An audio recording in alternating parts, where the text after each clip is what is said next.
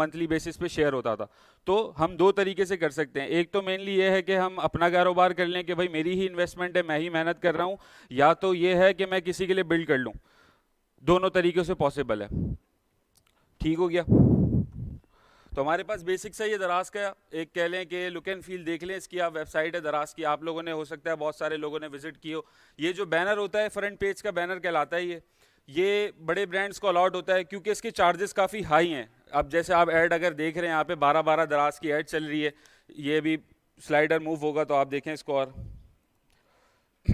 Mega deal, Surf Excel, ये वो सारे बड़े बड़े ब्रांड्स जो हैं वो इसमें आ रहे हैं।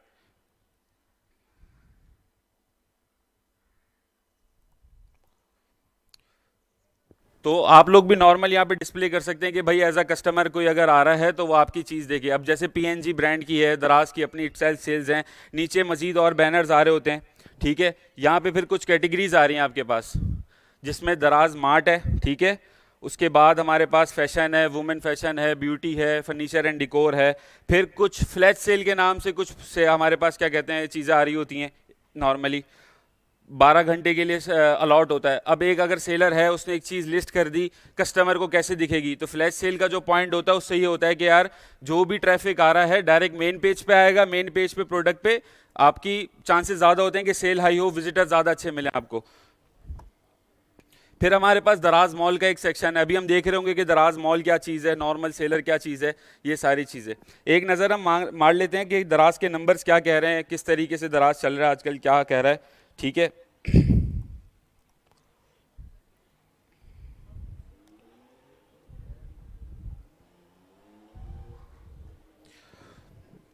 दराज क्या चीज़ है? दराज पाकिस्तान की बिगेस्ट ऑनलाइन मार्केट प्लेस है। अभी तक कोई दराज का कंपेटिटर नहीं है मार्केट में, सोलो काम कर रहे हैं दराज मार्केट में। ठीक है, बहुत सारे अदर चीज़ें हैं जैसे आप टेलीमार्ट कह लें या शॉपिफाई की या वेबसाइटें बड़ी बड़ी होती हैं जिसमें ईएलओ ने शॉपिफाई से हिट की थी काफ़ी बड़ी सेल्स। 2021 में सबसे बड़ा स्टोर था वो, एक्सपोर्ट लेफ्ट ओवर का, शायद आप लोगों ने नाम सुना हो। ठीक है जी, हमारे पास जो इसका जो है ई कॉमर्स का प्लेटफॉर्म के साथ साथ दराज जो है लॉजिस्टिक की सर्विसेज भी दे रहा होता है, जो आप देख रहे होते हैं कि पार्सल डिलीवर हो रहे हैं। पहले दराज जो है वो आउटसोर्सिंग के मॉडल पे चल रहा होता था, टीसीएस यूज़ कर रहा है, लेपर्ड यूज़ कर रहा है, अदर जो सर्विसेज हैं वो यूज़ कर रहा है। लेकिन कई हद तक दराज ने अब कवर कर लिया है जो हमारे पास पीएसएक्स के नाम से होते हैं दराज के राइडर्स। ठीक है, दराज उनको हीरो के नाम से कह रहा होता है। ये चीज़ें फिर आप आहिस्ता आहिस्ता जब अपनी जर्नी शुरू करेंगे तो देख रहे होंगे। ठीक है, दराज जो है वो साउथ एशिया में काम कर रहा है, पाकिस्तान, बांग्लादेश, म्यांमार, श्रीलंका और हमारे पास नेपाल में होता है। ये सबके फंक्शन सेम है। और इसकी जो मदर कंपनी आप लोगों को पता होगा अली बाबा है। ठीक है, इसका जो मेन ग्रुप है वो लजादा ग्रुप है। अगर आप बात करें कि अली बाबा या लजादा के ग्रुप का जो उसको अगर कहते हैं कि जो साउथ ईस्ट एशिया की अमेज़ॉन कहलाती है, ये जहाँ पे अमेज़ॉन अवेलेबल नहीं है, जैसे कि बांग्लादेश हो गया, नेपाल हो गया और भी अलग अलग कंट्रीज़ हो गया, पाकिस्तान हो गया, तो यहाँ पे ये लोग किंग बने हुए हैं और कोई इनका कंपेटर नहीं है। इट वॉज फाउंडेड अराउंड 2012, एक वेंचर था रॉकेट इंटरनेट के नाम से, जर्मन बेस्ड फैशन कंपनी थी। ठीक है, तो वो फिर 2016 में एक्वायर हुई दराज के नाम से। ठीक है, फिर उसको उसको साथ पार्टनरशिप हुई अली बाबा की और वो फिर अभी आप देख रहे हैं कि वो चीज़ें चल रही हैं। एवरेज ऑर्डर पर डे, एक हमको लगता है कि यार पता नहीं क्या चल रहा है, दराज सही काम कर रहा है नहीं कर रहा, दिखने में अच्छा लगता है, लोगों से सुनते हैं, बोलते हैं यार चीज़ सही नहीं आती, चीज़ बेचते हैं गलत हो जाता है, रिटर्न्स रिफंड बहुत सारे मसले मसाइल हैं। तो एक अगर नंबर पे बात करें 2.5 लाख एवरेज ऑर्डर है पर डे। ठीक है, और बास्केट साइज दराज का आपको पता है कितना है? एक नॉर्मली हम सब अगर बोलें कि 2.5 लाख लोग शॉपिंग कर रहे हैं, एक एवरेज निकल के जो बास्केट साइज आएगा वो 1500 रुपये पर बास्केट है। मतलब एक शख्स 500 रुपये की शॉपिंग कर रहा है, एक 2500 की शॉपिंग कर रहा है, एक 3000 की कर रहा है, तो एक जो एवरेज है ना वो 1500 है। तो 1500 मल्टीप्लाई बाय 2.5 लाख ऑर्डर करेंगे तो नंबर बहुत बड़े हो जाएंगे। सही हो गया। अच्छा जी, 1.5 लाख सेलर हैं दराज पे जो कि एक्टिवली काम कर रहे होते हैं। कुछ लोग नए आ भी रहे होते हैं, कुछ लोग नए जा भी रहे होते हैं। दराज ने अब कुछ पॉलिसीज रिस्ट्रिक्ट कर दी हैं जिसकी वजह से ये है कि अगर तो हम पॉलिसीज को तरीके से इस्तेमाल नहीं करते या कोई अगर मसले मसाइल कर रहा होता है कोई सेलर, जिस तरीके से मैं अगर बोलूँ आप लोगों को रिलेट कराऊँ कि आप लोगों ने एक वीडियो देखी होगी, बच्चा अनबॉक्सिंग करता है और उसकी कोई ख़राब चीज़ निकल आती है, बहुत ज़्यादा वायरल हुई वीडियो कि भाई दराज पत्थर डाल के भेज रहा है, ये चीज़ें भेज रहा है, इस तरीके से काफ़ी ज़्यादा बदनाम थी मार्केट। तो दराज की अब कुछ पॉलिसीज इस तरीके से हैं, सेलर कॉम्प्लाइंस पॉलिसी कहलाती है, कि रिटर्न रेट को देखते हुए वो सारी चीज़ें हम देख रहे होंगे कि किस किस चीज़ का हमको ख्याल रखना है। अभी सिर्फ मैं आपको थोड़ा थोड़ा बेसिक बता रहा हूँ कि हम क्या क्या डिस्कस कर रहे होंगे। ठीक है जी, 1.5 लाख सेलर दराज पे एक्टिवली काम कर रहा होता है। हमारे पास तकरीबन जो दराज पे प्रोडक्ट्स हैं वो मिलियन प्लस हैं। ठीक है, अब प्रोडक्ट का भी मकसद यही है कि आज हम सब सीख रहे हैं, अभी let suppose in a week और 2 हम लोग प्रोडक्ट लिस्ट करेंगे सब लोग, तो एक जो नंबर है ये मेंटेन है। दराज पुरानी चीज़ें जो सेलर इनएक्टिव होते हैं उनकी प्रोडक्ट्स हटा भी रहा होता है, जो पॉलिसीज़ के खिलाफ जा रहे हैं, खिलाफ वर्जी कर रहे हैं, उनकी प्रोडक्ट्स भी हटा रहे हैं, नए लोग भी आ रहे हैं। तो ऑन एन एवरेज जो एक वो है हमारे पास प्रोडक्ट्स का, वो मिलियन प्लस है। ठीक है, अच्छा जी, एवरेज बास्केट साइज पे हमने बात कर ली। एक्चुअल नंबर 10,500 है दराज का इटसेल्फ, जो नंबर दराज ने दिया है, लेकिन एक नॉर्मली कहा जाता है 1500 2000। अच्छा, 50 मिलियन प्लस ऐप डाउनलोड है पाकिस्तान की। अभी तक कोई ऐसी ऐप नहीं है जो इतने बड़े लेवल पे क्या कहते हैं ऐप डाउनलोड हो। ये कैसे हुआ था भाई? ये दराज ने इस तरीके से अचीव किया था कि आप लोगों ने वाकिफ हो, वर्ल्ड कप का मैच देखना है, कोई भी मैच देखना है, दराज पे आएगा। ठीक है, तो ये एक मोनोपोली जो दराज की थी, ये काफ़ी बहुत ज़्यादा चेंज लेकर आई। हर घर में, हर मोबाइल में वो दराज ऐप डाउनलोड करवा दी गई कि भाई अगर ये चीज़ करनी है, स्ट्रीमिंग है, तो वो ओनली ऑन दराज पे है। तो उससे ये इम्पैक्ट आया कि 50 मिलियन प्लस ऐप डाउनलोड्स हैं दराज के। दराज की बिगेस्ट सेल होती है 11/11, शायद आप लोगों ने सुना हो। ठीक है, दराज की 11/11 सेल पे दराज का इस दफ़ा का दावा था कि 50 करोड़ के डिस्काउंट दिए गए। ठीक है, तो ये सेल काफ़ी बहुत बड़ी होती है। जो सेलर होते हैं, जो जिनकी जर्नी चल रही होती है, वो इंतज़ार कर रहे होते हैं बाकायदा इसका कि यार 11/11 आएगी, अच्छा प्रॉफिट कमाएंगे, अच्छे ऑर्डर्स आएंगे, तो इसका बेसब्री से लोग इंतज़ार कर रहे होते हैं। बड़ी सेलों में अगर मैं आपकी बात करूं, 11/11 होती है, 10/10 होती है, 12/12 होती है, 23 मार्च की एक कैंपेन होती है, ईद की कैंपेन्स होती हैं। हमारी जो मार्केट है पाकिस्तान की, उसका जो एक मैं बोलूँ कि एक अगर आप बोलें बिहेवियर जो है ना, वो नॉर्मली ऐसा है कि जैसे हम ईद पे शॉपिंग करते हैं तो दराज ईद कैंपेन्स देता है, रमज़ान के आखिरी दिनों में कैंपेन्स दे देता है, बकरा ईद की कैंपेन हो गई, तो वो जो हमारा बाइंग पैटर्न है ना, उसी हिसाब से चल रहा होता है। कोई ऐसा नहीं है कि भाई अनोखी चीज़ होगी। लेकिन 11/11 इज समथिंग स्पेशल कि भाई वो हज़ारों की तादाद में सेलर्स को ऑर्डर आना, और एक तरीके से फेस्टिवल चल रहा होता है दराज का, कस्टमर के लिए भी और सेलर के लिए भी। लास्ट ईयर का अगर रिकॉर्ड की बात करें, 11/11 का जो रिकॉर्ड रिजल्ट था, वो तकरीबन USD 10 मिलियन की सेल थी। ठीक है, फर्स्ट आवर में, सिर्फ 1 घंटे में। ठीक हो गया, इस साल नहीं है, ये पिछले साल की बात कर रहे हैं, तो उससे अंदाज़ा लगा सकते हैं कि क्या नंबर्स होंगे इसके। मैंने बात की कि हमारे पास जो सेल्स होती हैं वो 23 मार्च कैंपेन हो गई, ईद कैंपेन हो गई, आज़ादी सेल हो गई, वाव वुमेन वीक के नाम से दराज ने जून में एक सेल करता है, 10/10 है। अगर हम इसको देखें ना, 23 मार्च में आती है, ईद हमारी तकरीबन अप्रैल जून में आजकल आ रही है, तो ईद की कैंपेन उस दौरान आ जाती है। आज़ादी सेल 14 अगस्त, वुमेन वीक तकरीबन जून जुलाई के टाइम पे आ रही होती है। 10/10 का मतलब हो गया 10 अक्टूबर, 11/11 का मतलब हो गया 11 नवंबर, और 12/12 12 दिसंबर। 12/12 अभी करंटली लाइव है। ठीक हो गया, तो ये कुछ सेल्स होती हैं, और ये पैटर्न इसी तरीके का है कि हम बोर नहीं होते, कुछ नया आता रहता है, सेल्स मिलती रहती हैं, जो हमारे सेलर्स हैं वो एक्टिव रहते हैं इससे। अच्छा, दराज लाइव से फ़ायदा ये हुआ कि एक सेलर पिक्चर डालता है दराज पे, ठीक है, कस्टमर आते हैं, कस्टमर वो चीज़ देखते हैं और वो बोलते हैं यार तस्वीर इतनी बेहतरीन है, वो डिज़ाइनिंग पे थोड़ा खर्चा कर लिया, अच्छी फोटोग्राफी करवा ली, और तस्वीर एक कुछ कह रही है और जो प्रोडक्ट रिसीव हुआ वो कुछ कह रहा है। तो मोस्टली लोगों को ये बहुत सारे मसले थे कि यार हमको दिखाया कुछ जाता है और बेचा कुछ जाता है। ठीक है, तो दराज ने इंट्रोड्यूस कराया दराज लाइव। आप लोग वाकिफ होंगे, फेसबुक पे कुछ खवातीन वगैरह, कुछ मर्द हजरात लाइव वीडियो पे आ रहे होते हैं, प्रोडक्ट शो कर रहे होते हैं, और ऑर्डर वगैरह बुक हो रहे होते हैं, और काम चल रहा होता है बेहतरीन।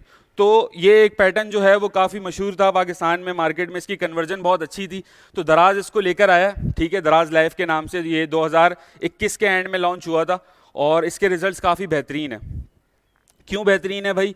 कि एक सेलर है, वो अपनी प्रोडक्ट्स लेके आया हुआ है, अनबॉक्स करके दिखा रहा है, चीज़ चला के दिखा रहा है, चीज़ बता रहा है, चीज़ के बारे में बता रहा है, और कस्टमर सेटिस्फाई है, तो वो कन्वर्जन अच्छी होती जा रही है।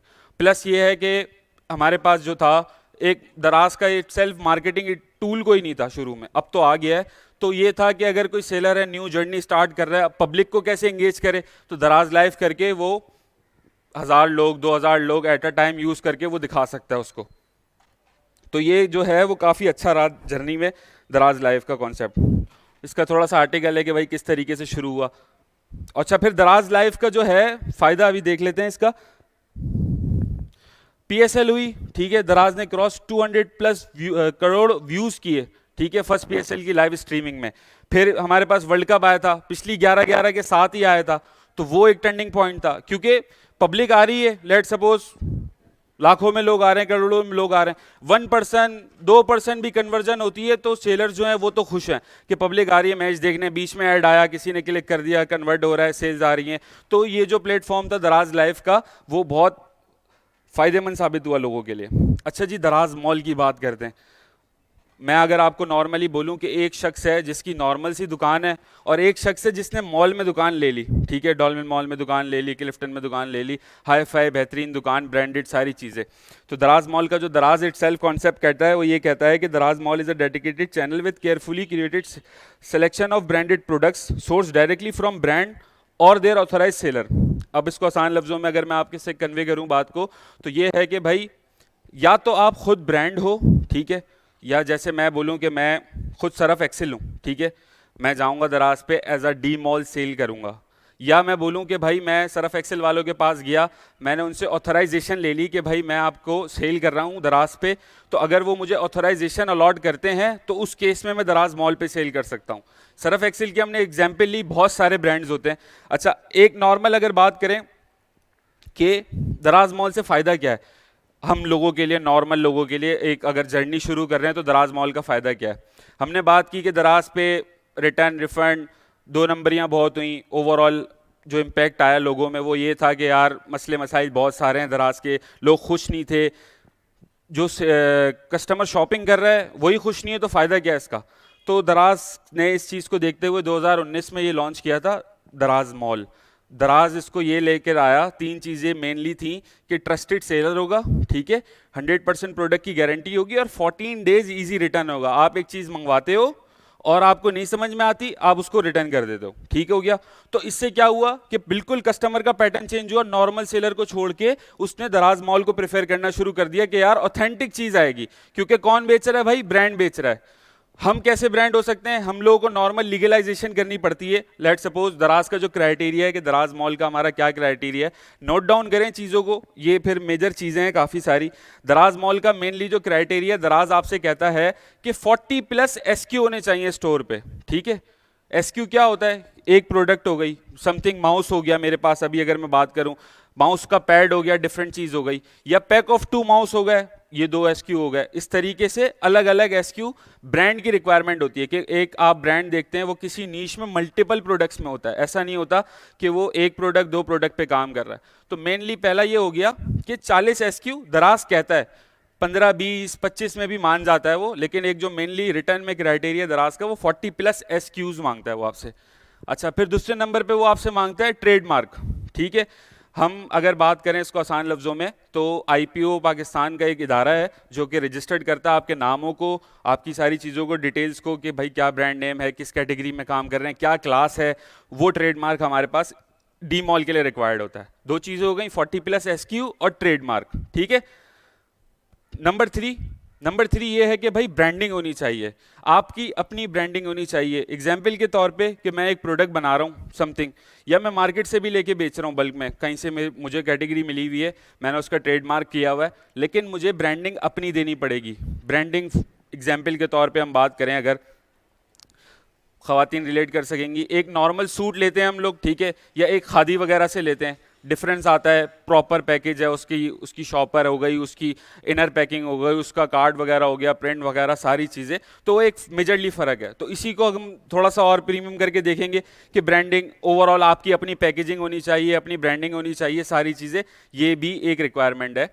तो अपनी पैकेजिंग और अपनी ब्रांडिंग दराज आपसे कहता है। नंबर 3, नंबर 1 क्या था हमारे पास, नंबर 1 था 40 प्लस एसक्यू, ट्रेडमार्क और अपनी पैकेजिंग, ठीक है। नंबर 4 हमारे पास है स्टोर डेकोरेशन। स्टोर डेकोरेशन क्या है, स्टोर डेकोरेशन ये है कि यार मैं एक नॉर्मल दुकान खोल ली, ठीक है, एग्जाम्पल के तौर पे, और उसके ऊपर फिर आपने बहुत खूबसूरत सा साइन बोर्ड लगाया, और मजीद बोर्ड्स वगैरह ऐड किए, ब्रांडिंग, इनर ब्रांडिंग वगैरह की, ये सारी चीज़ें दराज आपसे चेक कर रहा होता है। अजान का ब्रेक कर लेते हैं।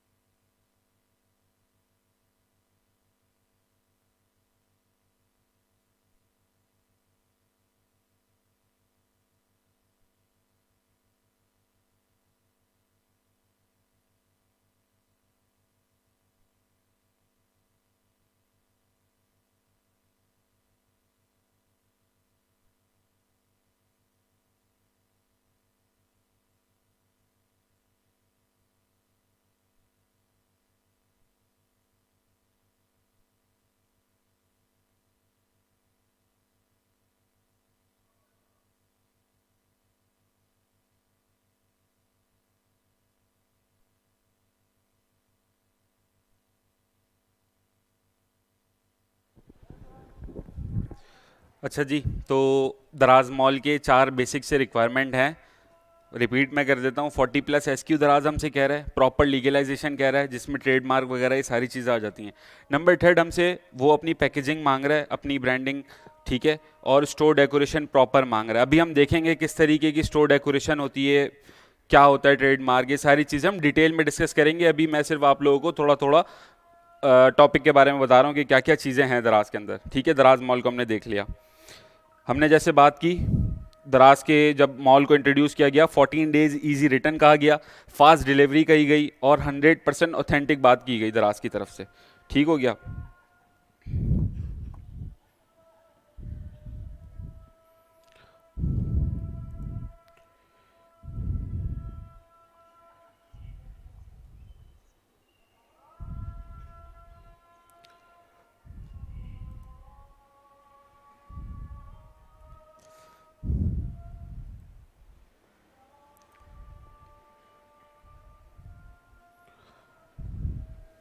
अच्छा जी, ये हमारे पास अब टॉपिक वाइज है। अच्छा, हमारी क्लासेस जो हैं वो संडे ओनली हैं, ठीक हो गया। तो हम इसको कवर करेंगे इंशाल्लाह 10 से 12 संडेज के अराउंड।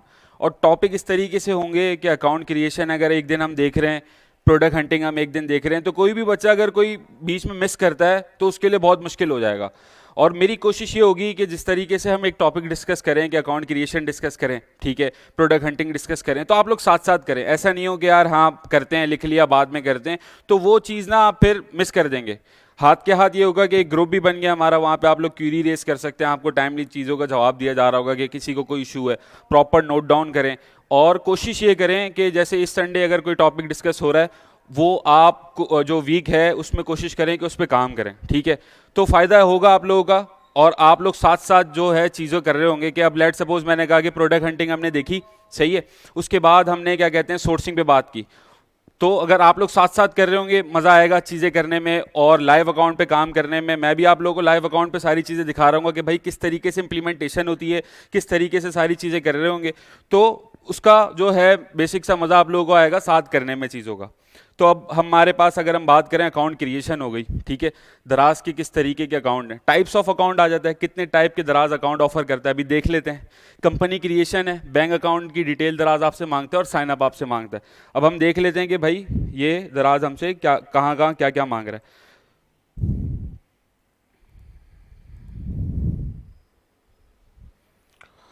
अब ये अगर आप नॉर्मल गूगल पे सर्च करेंगे दराज सेलर सेंटर, ठीक है, दराज की वेबसाइट है फॉर सेलर्स। एक तो नॉर्मल दराज अगर हम लिखेंगे तो शॉपिंग प्लेटफॉर्म पे चले जाएंगे, लेकिन अगर हम दराज सेलर सेंटर लिखेंगे तो हमारे पास एक चीज़ ये सामने आ जाएगी, ठीक है।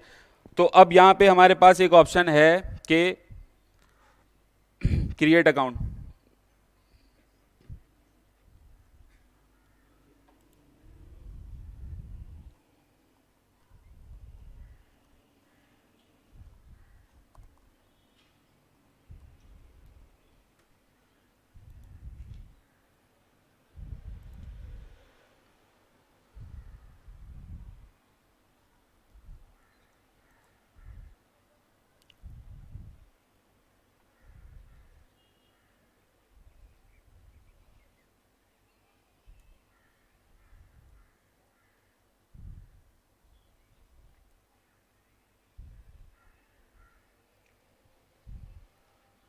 अच्छा जी, दराज बेसिकली आपसे यहाँ पे नंबर मांग रहा है आपका, ठीक है। आप दराज ये कहता है कि भाई हम फ़ोन नंबर जो दे रहे हैं, अब लेट सपोज मैं एक फ़ोन नंबर यहाँ पे लिखता हूँ और यहाँ से एक्टिव कर लेता हूँ, और आगे जाके कोई मुश्किल आती है मुझे, मैं बोलता हूँ कि यार चलो कल बनाता हूँ, परसों बनाता हूँ, ठीक है। तो ये जब वापस से आप आएंगे तो ये बोलेगा कि नंबर यूज़ हुआ हुआ है, कोई और नया नंबर लाएं। तो जब भी अकाउंट क्रिएशन करनी है प्रॉपर तरीके से करनी है कि यार मसले मसाइल ना हो, हम उसको सारी चीज़ें प्रॉपर अपने अलाइन करें और काम कर लें।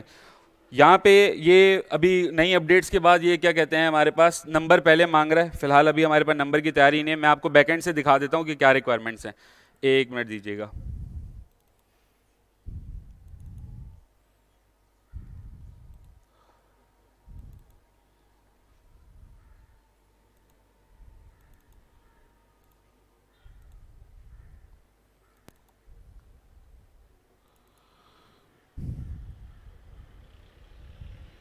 अच्छा जी, यहाँ पे आ गया हमारे पास account creation, type of account, ठीक है। 4 टाइप के हमारे पास अकाउंट हैं, ठीक है, हो गया ये। अच्छा जी, हमारे पास अकाउंट क्रिएशन में 4 टाइप की अकाउंट्स हैं। लोकल सेलर है हमारे पास, नॉर्मली कोई भी शख्स अगर जाके खोलेगा तो वो लोकल सेलर कहलाएगा। जितने भी अकाउंट्स खुल रहे होते हैं नॉर्मली लोकल सेलर कहलाते हैं। दराज मॉल सेलर अभी हमने बात की, ठीक है। और दूसरा है ग्लोबल सेलर, फिर चौथा है डिजिटल सहूलत। ये 4 क्या चीज़ें हैं इसको देख लेते हैं। लोकल सेलर तो वो हो गया कि हम और आप एक नॉर्मल अकाउंट बना रहे हैं, वो लोकल सेलर कंसिडर किया जाएगा। दराज मॉल की हमने बात की कि उसके लिए थोड़ी सी एक्स्ट्राऑर्डिनरी हमारे पास रिक्वायरमेंट्स हैं दराज की तरफ से। ग्लोबल सेलर क्या चीज़ है? ग्लोबल सेलर ये है कि उसकी पहली रिक्वायरमेंट ही ऐसी खतरनाक है, आप पाकिस्तान में ना हो, आप कहीं और से हो तो आप कर सकते हो, ठीक है। कि अगर चाइनीज सेलर है, समथिंग बंगाली है, श्रीलंकन है, नेपाली है, म्यांमारी है, तो वो लोग इसको यूज़ कर सकते हैं, ठीक हो गया। तो हमारे लिए एक पहली रिक्वायरमेंट्स ही ऐसी है कि हम पाकिस्तान में बेस हैं, हमारी सारी चीज़ें लीगलाइजेशन यहाँ पे हैं, तो हम वो अवेल नहीं कर सकते। डिजिटल सहूलत, डिजिटल प्रोडक्ट का अगर किसी ने नाम सुना हो कि हम जैसे अगर बात करें कि नेटफ्लिक्स की हमारे पास सब्सक्रिप्शन बिक्री होती हैं, गेमिंग की अलग अलग सी सीरियल कोड्स वगैरह, विंडोज़ प्रॉपर जो सॉफ्टवेयर्स होते हैं उसके सीरियल्स, प्रॉपर जो डिजिटल प्रोडक्ट्स हैं, पेंटिंग हो गई, आर्ट हो गया, डिज़ाइनिंग के रिलेटेड कोई भी फॉर्मेट्स हो गए, बहुत सारी चीज़ आ जाती हैं इसमें। तो जो भी चीज़ जिसको शिप नहीं करना, जो कि डिजिटल है, मतलब उसका कोई फिजिकल एग्जिस्टेंस नहीं है, वो चीज़ें यहाँ पे आप सेल कर सकते हो। अब देख लेते हैं कि भाई दराज हमसे क्या क्या रिक्वायरमेंट मांग रहा है। इसको थोड़ा सा जूम कर लेते हैं ताकि दिख से आपको। नज़र आ रहा है लाइनें जो लिखी हुई हैं? अब बेहतर है? अच्छा जी, हमारे पास जो पहली रिक्वायरमेंट है वो ये है कि आप या तो खुद ब्रांड हो या तो ब्रांड के डिस्ट्रीब्यूटर हो, ठीक है, जो हमने डिस्कस किया। दराज का फायदा आपको, दराज मॉल का ये होगा कि एक्सक्लूसिव कुछ कैंपेन्स हैं जो आप लोगों को मिलेंगी। एक तो नॉर्मल सेलर हो गया, एक नॉर्मल क्राइटेरिया हो गया, लेकिन आप लोगों को कुछ एक्सक्लूसिव चीज़ें मिलेंगी कि जो कस्टमर प्रीमियम है दराज की, जो अच्छी शॉपिंग कर रहे होते हैं या दराज मॉल को कंसिडर कर रहे होते हैं या दराज मॉल की अलग से कैंपेन्स आ रही होती हैं, तो वो आप लोगों को इसका पार्ट मिलेगा। ठीक हो गया। आपने कभी अगर कोई चीज सर्च की हो तो नॉर्मली अगर लेट सपोज हम कोई चीज सर्च करते हैं तो दराज मॉल के टॉप पे जो आते हैं कि नहीं, किस लोगों ने किसी ने एक्सपीरियंस किया है इस चीज को? ठीक है, अभी मैं आपको दिखा देता हूं ये चीज कि क्या कह रहा हूं मैं।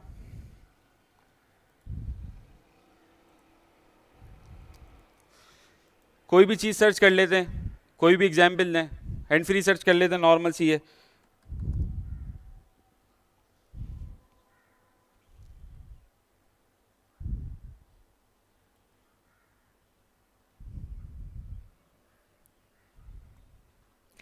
अब अगर आप देखें यहाँ पे एक नंबर लिखे हुए आ रहे हैं कि कितने लोग, कितनी लिस्टिंग्स यहाँ पे लाइव हैं इस वक्त, ठीक है।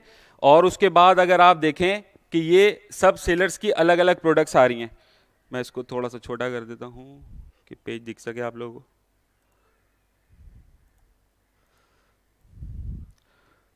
ठीक है, ये अलग अलग सेलर्स आ गए। अब यहाँ पे अगर आप देखेंगे एक चीज का टैग ऐड ऑन हुआ है मॉल का, ठीक है, और बाकी जो हैं वो दो के अलावा बाकी क्लियर हैं, और मजीद हम देखेंगे क्लियर हैं, ठीक है। तो दराज ये जो है टैग है, ये मॉल का टैग है, ये लोग दराज मॉल के सेलर हैं, दराज मॉल की हम बात जो भी कर रहे हैं। इसका फायदा ये होता है कि ये लोग जो हैं वो प्रॉपर रैंकिंग करके टॉप पेज पे हैं। दराज की जो रैंकिंग होती है, की पॉइंट है, दराज की जो रैंकिंग होती है वो होती है सेल्स बेस पे। जिसकी सेल्स अच्छी होगी, सेल्स ओरिएंटेड इसका जो एल्गोरिथम है वो चल रहा होता है। आप लेट सपोज हम सब हैंड फ्री बेच रहे हैं एग्जांपल के तौर पे, ठीक है, 200 लोग हैं, 200 लोग हैंड फ्री बेच रहे हैं, तो भाई पोजीशन किसकी कैसे होगी? ऐसे होगी कि भाई अगर एक शख्स दिन के 10 पीस बेच रहा है वो टॉप पे होगा, अगला 9 पीस बेच रहा है वो सेकंड पे होगा, इस तरीके से ऑनवर्ड्स होगा। हम कैसे बेहतर कर सकते हैं? फिर हम मार्केटिंग करते हैं, इंटरनल मार्केटिंग है, एक्सटर्नल मार्केटिंग है, रिव्यूज बेहतर करते हैं, तो आहिस्ता आहिस्ता आहिस्ता रैंकिंग इंप्रूव होती है। तो रैंकिंग की जो बात है वो इन लोगों के लिए, लोकल सेलर्स के लिए है। दराज मॉल का जो सेलर है वो अगर प्रॉपर डॉक्यूमेंटेशन से आया हुआ, उसको टैग अलॉट हुआ हुआ है, तो वो टॉप पे आ जाएगा डायरेक्ट। अगर वो हैंड फ्री बेच रहा है, उसके टाइटल में कहीं पे हैंड फ्री का वर्ड यूज हुआ है, हमने हैंड फ्री सर्च किया तो मुझे वो चीज दिख रही है डायरेक्ट टॉप पे आके। एग्जाम्पल के तौर पे ऑडियोनिक एक ब्रांड है, हम सब ने देखा हुआ है नॉर्मली, तो ऑडियोनिक जब दराज मॉल पे होगा उसको इतनी प्रॉपर सेल्स मेंटेन करने की जरूरत नहीं है, उसको हर तरीके से इतनी मेहनत करने की जरूरत नहीं है। वो नॉर्मल उसके कीवर्ड्स होंगे, लेट सपोज स्पीकर, कोई भी सर्च करेगा टॉप पे वो आएगा। तो ब्रांड का फायदा ये है, दराज मॉल का फायदा ये है। इसको इन नंबर्स में अगर बात करूं तो एक नॉर्मल सेलर 10 सेल कर रहा है, दराज मॉल वाला 100 सेल कर रहा है, 10x का फर्क होता है, ठीक है। तो ये चीज़ यहाँ से क्लियर हो गई। फिर हम मजीद इसको डिटेलिंग में देख रहे होंगे कि इसको बनाना किस तरीके से, आगे किस तरीके से लेके चलना है। अभी थोड़ा थोड़ा बेसिक बेसिक। तो यहाँ पे जो इसने बात लिखी है, benefit higher overall search ranking, तो ये उसके इसका कहने का मकसद ये है कि आपकी सर्च रैंकिंग में बेहतरी होती है। फ्री है पहली बात, दराज को अकाउंट बनाने में या साइन अप करने में, आप लोगों की जर्नी जब शुरू करनी है, आप लोगों का कोई चार्जेस नहीं है, ठीक है। दराज बिल्कुल फ्री काम करता है, यहाँ पे मेंशन है ये बात। थाउजेंड्स ऑफ कस्टमर से एक्सेस करवा रहा है दराज आपका, अंडरस्टूड सी बात है, ठीक हो गया। लोकल सेलर देख लेते हैं। आप लोकली बेस्ड होने चाहिए हो, मल्टीपल सेलर टूल आपको मिल जाएंगे, और ये भी बिल्कुल फ्री है। दराज आपसे कोई भी पैसे चार्ज नहीं करता। दराज का जो मॉडल है वो काम कर रहा होता है कि जब कोई चीज़ बिक जाए तो आप दराज को पे करेंगे कमीशन के तौर पे। लेट सपोज मेरी हैंड फ्री है, अगर एग्जाम्पल के तौर पे, हैंड फ्री का क्या कमीशन है? हैंड फ्री का कमीशन है 12.90 ब्लूटूथ वगैरह का, और नॉर्मल हैंड फ्री इसका है 8.70, 8.70। तो अब ये कैसे पता चलेगा? हम ये नॉर्मल गूगल पे लिखेंगे दराज कमीशन स्ट्रक्चर, ठीक है। ये चीज़ें मेंटेन कर लें, ये आप लोगों ने बाद में जाके देखनी है। अभी मैं कह सकता हूं कि आखिरी वालों को स्क्रीन प्रॉपर डिटेलिंग नहीं नज़र आ रही होगी, लेकिन इंटरेस्ट के साथ अगर सुनेंगे और बाकी जाके काम करेंगे तो इंशाल्लाह फ़ायदा होगा। तो ये है कि जो बात कर रहे हैं हम, ये डिटेलिंग वगैरह ये सब आपको मिलेगी। आप गूगल पे नॉर्मली लिखेंगे दराज कमीशन स्ट्रक्चर, तो आपके सामने हर प्रोडक्ट के वाइज कैटेगरी जो होती है कि हैंड फ्री आएगी, ब्लूटूथ के अंदर आ रही है, नॉर्मल आ रही है, ठीक है। तो अगर वो नॉर्मली है तो उसको किस तरीके से यूज़ करना है, कौन सी कैटेगरी है, एक नज़र हम वो भी देख लेते हैं कि किस तरीके से आ रहा है हमारे पास।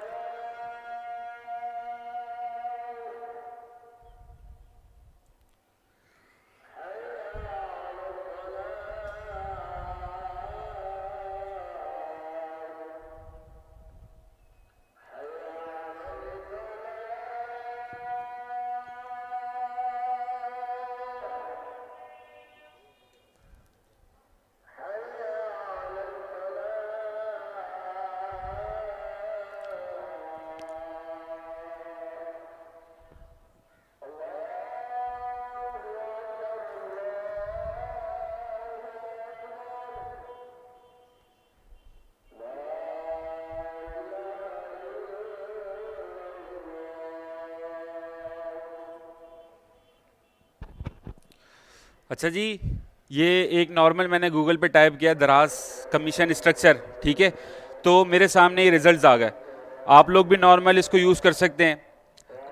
बेसिक जो ये चीज़ें हैं ना, ये नॉलेज के लिए बहुत ज़रूरी हैं। एक शख्स नॉर्मल दराज पे काम शुरू करता है, बोलता है यार मैंने 200 रुपये की एक चीज़ मार्केट से ली, मैं 250 रुपये की बेच रहा हूँ, मुझे 50 रुपये का प्रॉफिट हो रहा है। ऐसा नहीं है। बहुत सारे लोग ये गुमान में होते हैं, फिर महीने के एंड में जब उनके हाथ में पैसे आते हैं तो वो परेशान होते हैं। तो कोशिश ये करनी है कि जब शुरू करें हम प्रॉपर हर चीज़ को देख लें कि भाई क्या कहना चाह रही है दराज की पॉलिसीज़, क्या हैं, किस हवाले से हैं, मैं कौन सी कैटेगरी में काम कर रहा हूँ, क्या चार्जेस आ रहे हैं, कंपेटिटर कितने का बेच रहे हैं। अब मैं एक हैंड फ्री बेच रहा हूँ समथिंग, मैं बोलूँ यार मैं 350 की बेचूंगा, भाई मार्केट पूरी 280 रुपए की बेच रही है, आप कुछ भी कर लो नहीं बेच सकते जब तक आप प्राइस को मेंटेन नहीं रखोगे। बहुत सारे एक्सपेक्ट्स हैं, वो हम डिस्कस कर रहे होंगे। तो एक नॉर्मल ये जो मेनली था दराज का कमीशन स्ट्रक्चर, दराज जिस हिसाब से हमसे चार्ज कर रहा होता है, ये सारे कमीशंस लिखे हुए हैं।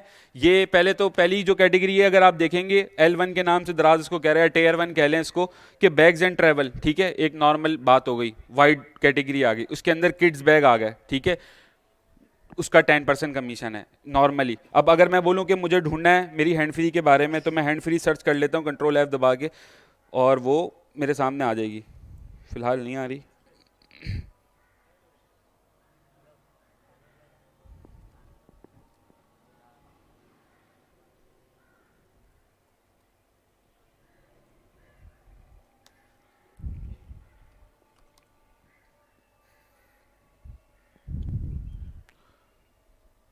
ठीक है, अब अगर ये ऑडियो से रिलेटेड था, ऑडियो में आ गए, बहुत सारी चीज़ें आ रही हैं आपके, मतलब कि जो भी चीज़ है ऑटोमोबाइल से रिलेटेड है, कार से रिलेटेड है, कार ऑडियो से रिलेटेड है, जिस से भी रिलेटेड है, हर चीज़ मौजूद है पहले से यहाँ पे। तो पहले से देख के फैसला करना है। अच्छा, अब इसको कैलकुलेट कैसे करना है वो हम आगे डिटेल देख रहे होंगे।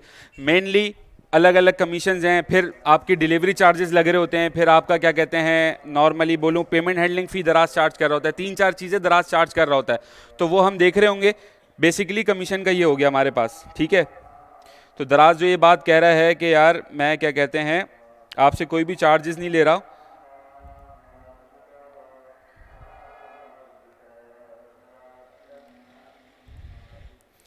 ठीक है। ग्लोबल सेलर का ये था कि बेस्ड ऑन पाकिस्तान होना चाहिए, बाकी रिमेन द सेम है। जो कि लोकल सेलर है बिल्कुल एज इट इज़ है, ठीक है।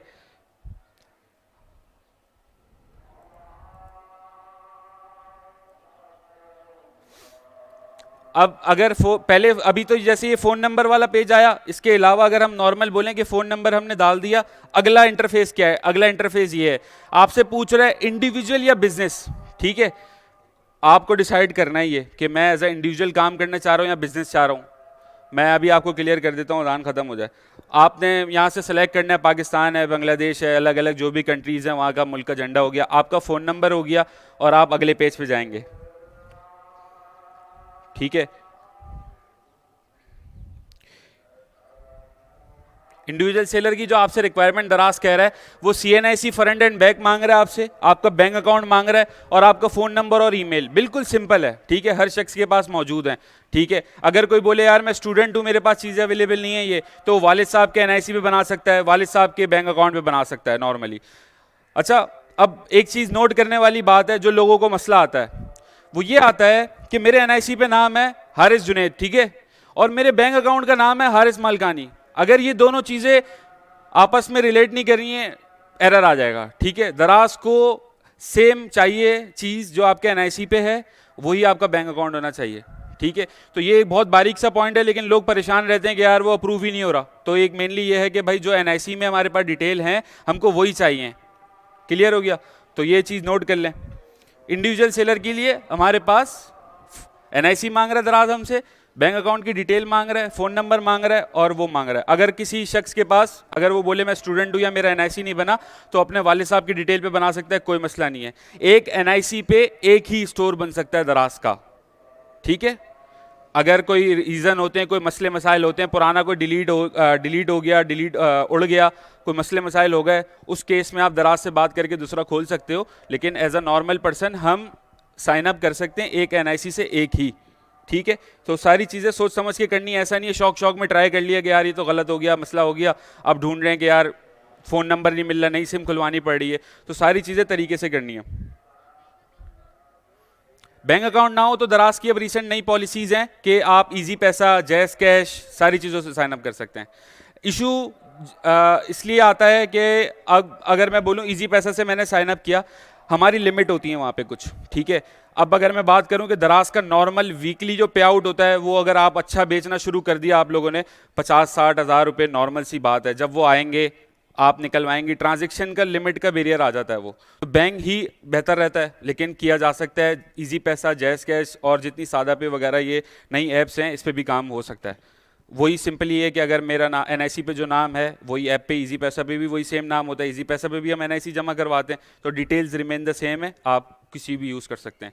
बैंक अकाउंट क्यों यूज़ कर रहा है दराज? कि आपको पेमेंट्स रिसीव होती हैं वहाँ पे, कोई भी फिजिकल पेमेंट का दराज का इंटरफेस नहीं है। डायरेक्ट आप भी कोई चीज़ खरीदी जाएगी, कस्टमर आपको, आपका कोई सीओडी का ऑर्डर आया, शिप हो गया, पैसे आएंगे आपके डायरेक्ट बैंक अकाउंट में आएंगे। कब आएंगे? 7 दिन का पेमेंट सर्कल होता है कि आज एक चीज़ मैंने बेची, ठीक है, वो प्रोसेस हो रहा है, राइडर गया हुआ है, देकर आ रहा है, बैंक में कब आएंगे? वो अगले 10वें दिन आएंगे उसके। 7 दिन में कैलकुलेट करता है, 3 से 4 दिन में पेमेंट आ जाती है, ठीक है।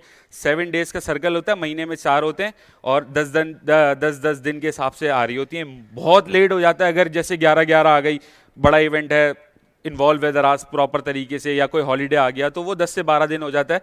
तो ये एक सबसे मेनली है। पहले ये था कि महीने में दराज पेमेंट करता था, तो बच्चों को इशू ये आता था कि यार अगर कोई है जिसके पास बजट कम है, वो पैसे आने का वेट कर रहा है कि यार मार्केट से फिर बाय करना है, तो अब उसको बेहतर ये कर दिया, रिसेंट अपडेट्स में से यही है कि वो 7 दिन में पेमेंट कर रहा है। तो इससे आसानी ये हो गई कि पैसे का कैश फ्लो चलता रहता है कि यार पैसे आ रहे हैं, अगली कोई चीज़ ले ली, उसको इंट्रोड्यूस करवा दिया, बेचना शुरू कर दिया।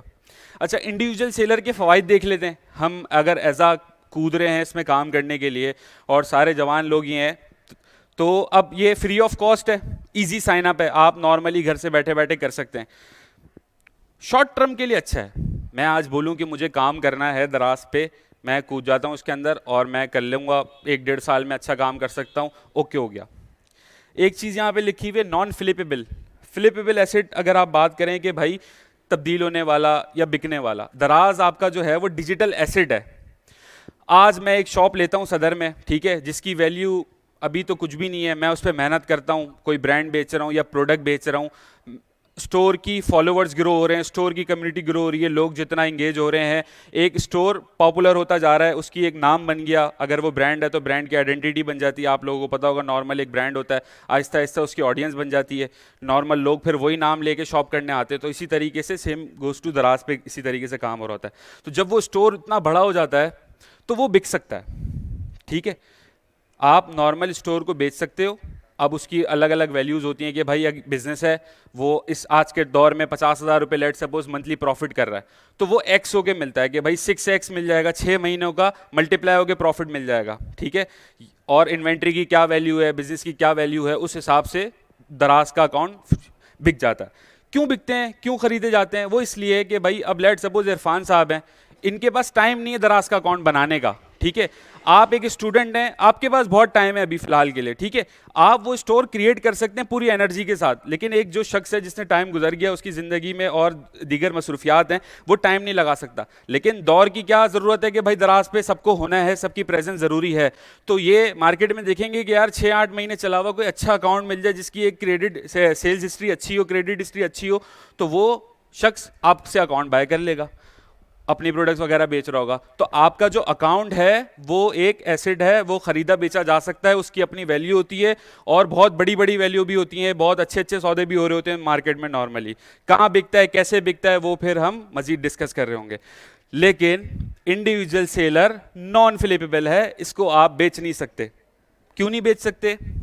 इसलिए नहीं बेच सकते कि इसमें देखें, इसको और आसान में अगर आपको बोलूँ ना, थोड़ा सा गौर कीजिएगा, आप इसमें खुद शामिल हो रहे हैं, ठीक है, आपका बिजनेस नहीं हो रहा। आपसे दराज एनआईसी मांग रहा है, आपसे दराज आपका बैंक अकाउंट मांग रहा है, आपका फ़ोन नंबर है, ठीक है।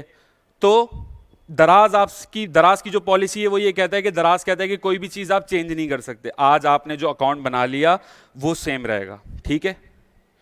आप ना एनआईसी उसमें से चेंज कर सकते हो, ना उसमें से फ़ोन नंबर चेंज कर सकते हो। हाँ, अगर बहुत कोई मजबूरी है कि लेट सपोज मैंने 2 पार्टनरों के साथ शुरू किया था, मूव कर गए, या मैं पाकिस्तान से बाहर जा रहा हूँ, समथिंग मेरा कोई कज़न चलाएगा अब, तो वो आप रिक्वेस्ट करते हो तो दराज आपका बैंक अकाउंट रेयरली चेंज कर देता है, वैसे नॉर्मली दराज आपको चेंज करने की इजाज़त नहीं देता। तो इंडिविजुअल में सारी चीज़ें हमने अपनी डाली हैं, सही है, तो इस वजह से हम अगले पे ट्रांसफ़र नहीं कर सकते, एक ये बैरियर है।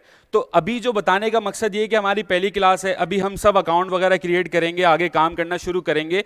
तो मैं नहीं कह रहा कि सब फ्लिपेबल बनाए या नॉन फ्लिपेबल बनाए, आपको मैं बेसिक चीज़ें बता रहा हूँ, आप अपने हिसाब से देख लें कि यार मैं मार्केट में किस तरीके से देख रहा हूँ अपने आप को, कि मैं आज मेहनत करता हूँ, साल डेढ़ साल बाद हाँ मेरे एक दराज की वैल्यू होनी चाहिए, तो आप उस हिसाब से काम करेंगे। तो बेसिक से अभी हम स्ट्रक्चर समझ रहे हैं कि क्या क्या चीज़ें ज़रूरी हैं और क्या क्या चीज़ों के क्या क्या फ़ायदे हैं, सही है। अभी जल्दबाजी नहीं करनी है हमको कि हम घर जाएँ और बोला भाई अकाउंट बन गया, बस ऐसा नहीं करना है। तो यहाँ पे आ गया कि नॉन फ्लिपेबल है, क्यों है, क्योंकि इसमें हमने पर्सनल अटैचमेंट जाहिर कर दी, अपना एनआईसी डाल दिया, अपना फ़ोन नंबर डाल दिया और अपनी क्रेडेंशियल सारे डाल दिए, बैंक अकाउंट, फ़ोन नंबर, ये चीज़ें। लॉन्ग टर्म की कोई ग्रोथ नहीं है, मतलब मैं आज काम कर रहा हूँ, साल काम करता हूँ मैं नहीं होता तो ख़त्म है फिर, ठीक है। या मैं किसी को देके जा रहा हूँ तो फिर मेरा बैंक अकाउंट उसके अंदर जुड़ा हुआ है, मेरा एनआईसी जुड़ा हुआ है, अगला बंदा कोई मसले मसाइल करे मैं फंस जाऊँगा, ठीक है। मेरा फ़ोन नंबर अटैच है, अगला अगर कारोबार करने के लिए किसी को दिया वो आपका ही मोहताज रहेगा कि यार वो आया होगा, ये चीज़ आई होगी, अपडेट दो, बताओ पैसे आए होंगे, पैसे भेजो, तो ये एक चीज़ है। तो जब तक मैं कर रहा हूँ, अगर मैं छोड़ देता हूँ ख़त्म हो जाता है, ठीक है। कोई लॉन्ग टर्म का गेम नहीं है इसका, इंडिविजुअल स्टोर का। डिटेल्स आर नॉट चेंजेबल, ठीक है, ये डिस्कस कर लिया हमने। दराज का बिजनेस अकाउंट क्या कह रहा है, हमने शुरू में, अगर मैं आऊँ वापस से, दो चीज़ें आपने दराज ने सेलेक्ट करवाई थी, इंडिविजुअल और बिजनेस। हम हैं लोकल सेलर के अंदर ही, अभी दराज मॉल की बात नहीं कर रहे, लोकल सेलर के अंदर दो चीज़ें निकलनी हैं, और इंडिविजुअल और बिजनेस। इंडिविजुअल हमने डिस्कस कर लिया, इंडिविजुअल मतलब मैं अगर हारिस हूँ तो मेरे बात हो रही है अभी, ठीक है। अब बिजनेस की बात करते हैं।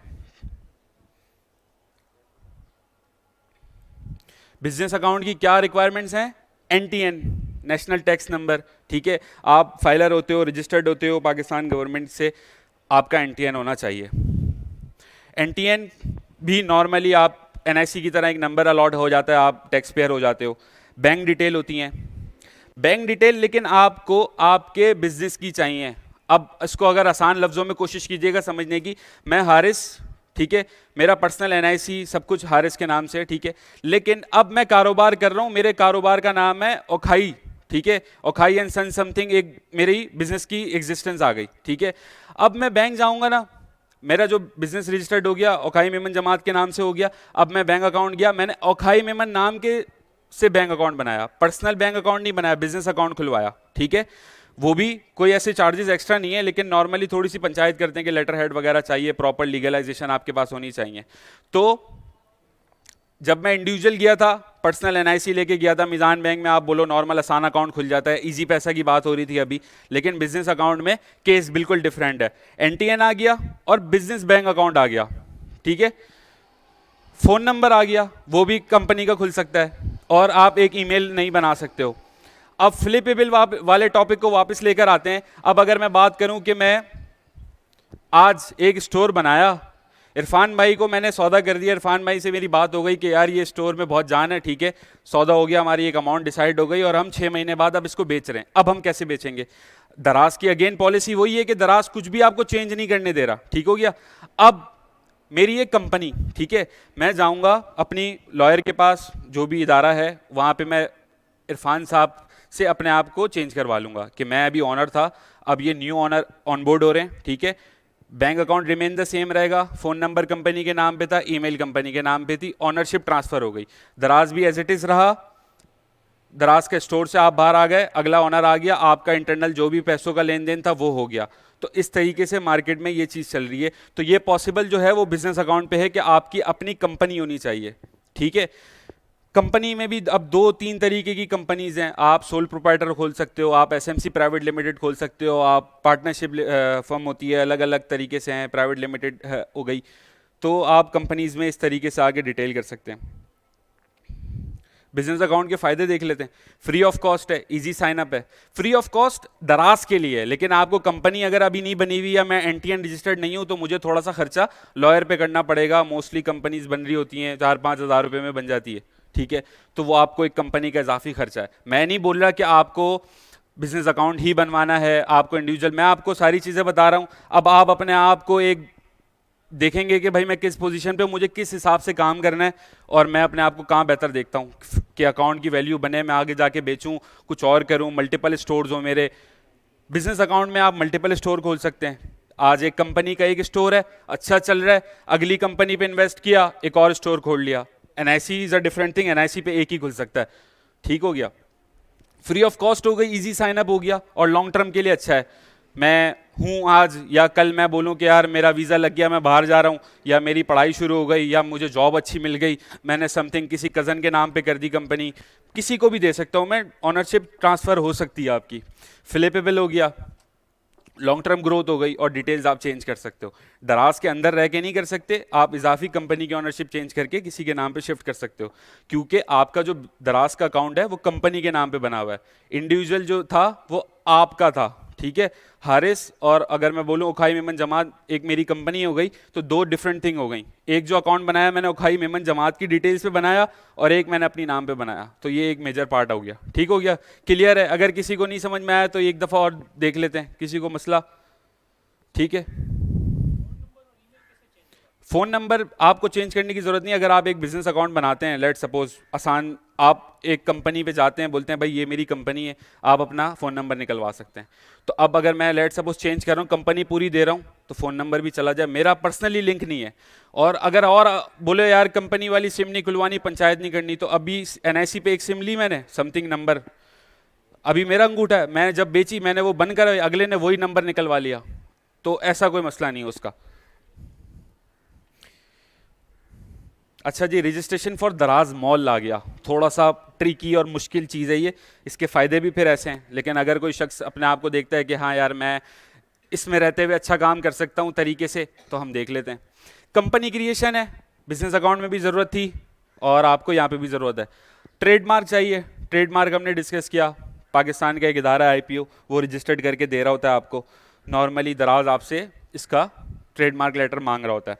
ट्रेडमार्क जो है वो ऑफिशियली आपका 12 महीने से 14 महीने में आता है, लेकिन आपको एक जब आप जमा करवाते हो सारी चीज़ें, तो एक एक्नॉलेजमेंट लेटर आपको 2 हफ्ते से 3 हफ्ते में मिल जाता है, उससे आपका दराज का काम हो जाता है। तो ट्रेडमार्क हो गया। बैंक की अगेन वही वाली पॉलिसी रहेगी कि कंपनी के नाम का ही बैंक अकाउंट होना चाहिए, उखाई मेमन जमात का ही बैंक अकाउंट होगा।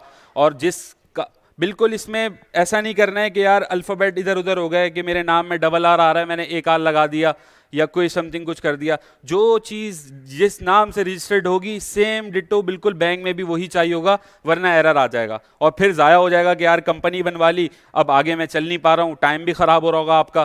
तो ऐसा नहीं करिएगा, बिल्कुल सारी चीज़ें अलाइन होनी चाहिए, सेम होनी चाहिए। सबसे बारीक टॉपिक पे हम बात कर रहे हैं तो इसको थोड़ा सा ध्यान दीजिएगा। बैंक डिटेल हो गई, ठीक है। बैंक डिटेल दराज आपसे इटसेल्फ सिर्फ चेकबुक की खाली कॉपी मांग लेता है जिसमें आपका आईबीएन वगैरह होता है, अकाउंट नंबर होता है। फ़ोन नंबर आ गया और ईमेल आ गई, सही हो गया। और जो मज़ीद एक्स्ट्रा डिटेल हमने शेयर वो थी, वो अगर कोई क्राउड में से मुझे बताया तो ज़्यादा मज़ा आएगा। माइक लेके जाइएगा मुस्तफ़ा भाई। दराज मॉल की 4 रिक्वायरमेंट बताई थी।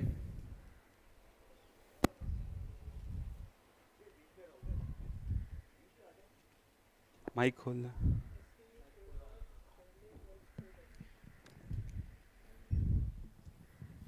ये 40+ SKU थे खड़े हो जाएं।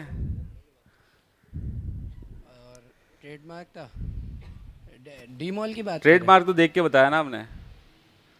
और पैकेजिंग ठीक है, और ब्रांड की, और स्टोर डेकोरेशन। तो सुन के बताया, यहाँ तक आवाज़ आ रही है। चलें, तो वो चीज़ें थी जो दराज आपसे टैग के लिए अप्लाई कर रहे हैं। बेसिक जो हमको अकाउंट बनाने के लिए ज़रूरत है वो कंपनी क्रिएशन है, ट्रेडमार्क है, बैंक अकाउंट की डिटेल्स हैं, फ़ोन नंबर, ईमेल, बाकी सारी चीज़ें सेम है। तीनों चीज़ें इंडिविजुअल कह लें, बिजनेस कह लें, दराज मॉल कह लें या डिजिटल अकाउंट भी कह लें, तो वो फ्री हैं। दराज आपसे कोई चार्ज नहीं कर रहा। कोई शख्स अगर आपको बोले यार लाओ पैसे दो मैं अकाउंट बना देता हूँ, तो उसको नहीं देना, ठीक है, क्योंकि दराज आपसे कुछ चार्ज नहीं कर रहा है। अगेन सेम है कि भाई दराज मॉल का और बेहतर बिकता है कि भाई दराज मॉल का अकाउंट है, चूंकि उसकी सेल्स 10x बेहतर होती हैं, वो एक प्रेजेंस लेके बैठा होता है, उसकी रैंकिंग बहुत बेहतर होती है, ओवरऑल मार्केट में बहुत अच्छा गेम होता है उसका। तो उसका जो मैं बोलूँ कि जो अगर बाद में बिक रहा होता है, वो इतनी आसानी से लोग अपना ब्रांड नहीं बेचते खैर, लेकिन अगर कोई बेच रहा है इस नियत से, उसने क्रिएट किया है बेचने की नियत से, तो बहुत अच्छे इसके पैसे मिलते हैं। तो इसकी भी जो ग्रोथ है वो अच्छी है और डिटेल्स चेंज हो सकती हैं उसी पैटर्न से, आपकी कंपनी चेंज हो जाएगी। ट्रेडमार्क जो होता है वो भी कंपनी पे होता है, सारी चीज़ें कंपनी से लिंक होती हैं, इंडिविजुअल में इंडिविजुअल से लिंक होती हैं, कंपनी में कंपनी से, जो भी पर्सन है उससे लिंक है। अच्छा जी, हमने बात की आप दो आसान तरीके से दराज मॉल बना सकते हैं। या तो आप खुद का ब्रांड ओन कर रहे हो कि मैं शुरू से लेके सारी चीज़ें बनाऊं, जिसमें आ गया ट्रेडमार्क, जिसमें आ गया 40+ SKU। आसान नहीं होता, बोल रहा हूँ मैं, बहुत आसान लग रहा है अभी आपको, जब आप मार्केट में काम कर रहे होंगे तो पता चलेगा 40+ SKU इज़ ह्यूज। ठीक है, एक एक SKU पे लोग काम करते हैं और बहुत अच्छी सेल्स होती है। मतलब ऐसे ऐसे स्टोर भी हैं 1 प्रोडक्ट मिलियन, 1 मिलियन की सेल कर रहा है एक प्रोडक्ट से, तो 40 प्रोडक्ट को ताम झाम को पूरा संभालना, उसकी सोर्सिंग, उसको डिस्पैच करना, उसको रखना, उसकी वेयर हाउसिंग, बहुत मुश्किल टास्क है। ठीक है, 40+ SKU की जो हम बात कर रहे हैं, तो ओना ब्रांड इज़ अ डिफरेंट, काफ़ी मुश्किल डिफिकल्ट थिंग है कि ये सारी चीज़ें। फिर लीगलाइजेशन में बात करो तो ट्रेडमार्क, अपनी पैकेजिंग के लिए मसले मसाइल, ठीक है, ब्रांडिंग के लिए मसले मसाइल, तो वो आसान नहीं है, लेकिन फिर उसके ऐसे ही फ्रूट है, उसका फ़ायदा ऐसा ही है। रीसेलर ब्रांड में क्या चीज़ है, एक ब्रांड चल रहा है, ठीक है, एक ब्रांड बिक रहा है नॉर्मली बहुत अच्छा सा, आपको मज़ा आया कि यार मुझे ये समझ में आ रहा है, ठीक है, नॉर्मली मैं देखता हूँ कि अच्छी सेल्स हैं इसकी, ऑफलाइन में अच्छी सेल है और दराज पे नहीं है, तो आप उस ब्रांड को प्रपोज कर सकते हो कि यार ये चीज़ है, हम लोग आपको बेचना चाह रहे हैं, आपसे रिक्वायरमेंट होगी। वो क्या रिक्वायरमेंट होगी, किस तरीके के डॉक्यूमेंट एक्सचेंज होंगे, वो हम फिर डिटेल में जब देख रहे होंगे टॉपिक को, तो वो हम समझ रहे होंगे। तो आप उस वक्त सिर्फ एक कागज़ लेके ये सारी चीज़ों से बच सकते हैं, जिसमें आपको मैं भी खर्चा गिनवा रहा था, क्योंकि ब्रांड है, उसके SKU पहले से हैं, उसकी पैकेजिंग पहले से, उसकी डिज़ाइनिंग पहले से हुई हुई है, तो आपको इस केस में इतना खर्चा नहीं करना। ठीक है, लेकिन अब यहाँ पे फिर एक बारीक सी बात है कि जो ब्रांड आपको ऑथराइज कर रहा है वो आपकी कंपनी पे ऑथराइजेशन मिलेगी, आपको इंडिविजुअली नहीं मिलेगी कि मैं जाऊं सरफ एक्सेल के पास और बोलूं कि यार मेरा नाम हारिस है, आप मुझे इजाज़त दे दें, तो सरफ एक्सेल चलो अलॉट कर भी देगा कि भाई फलां हारिस फलां बिन फलां, मैंने इनको अलॉट कर दिया, ये इनके पास डिस्ट्रीब्यूशन है, डिजिटली बेच सकते हैं मुझे, लेकिन दराज एक्सेप्ट नहीं करेगा। दराज ये कहता है कि आपकी जो लीगलाइजेशन है, ये जो ऑथराइजेशन है, ये आपकी कंपनी टू कंपनी होनी चाहिए। सरफ एक्सेल की जो बैक एंड पे लेट सपोज मैं बोलूं यूनिलीवर कंपनी है, तो यूनिलीवर मेरी ओखाई मेमन जमात को अलॉट करेगी तो वो माना जाएगा दराज में। ठीक है, तो रीसेलर ब्रांड में भी आपको कंपनी चाहिए। ठीक है, company is a must thing कारोबार करने के लिए आपको, इस हवाले से अगर हम देखें तो आपको वो ब्रांड कंपनी पर अलॉट करेगा। ठीक है, समझ गए बात। मैं अगर पर्सनली जाऊंगा मुझे दे भी देगा अगर मेरे ताल्लुकात अच्छे हैं कि ताया का ब्रांड है, बेहतरीन है, लेकिन कंपनी दराज आपसे बोलेगा कि भाई मुझे कंपनी पे चाहिए, आपकी कंपनी पे आपका जो नाम रजिस्टर्ड है उस पे चाहिए। कोई सवाल अभी तक का, किसी का कोई मसला?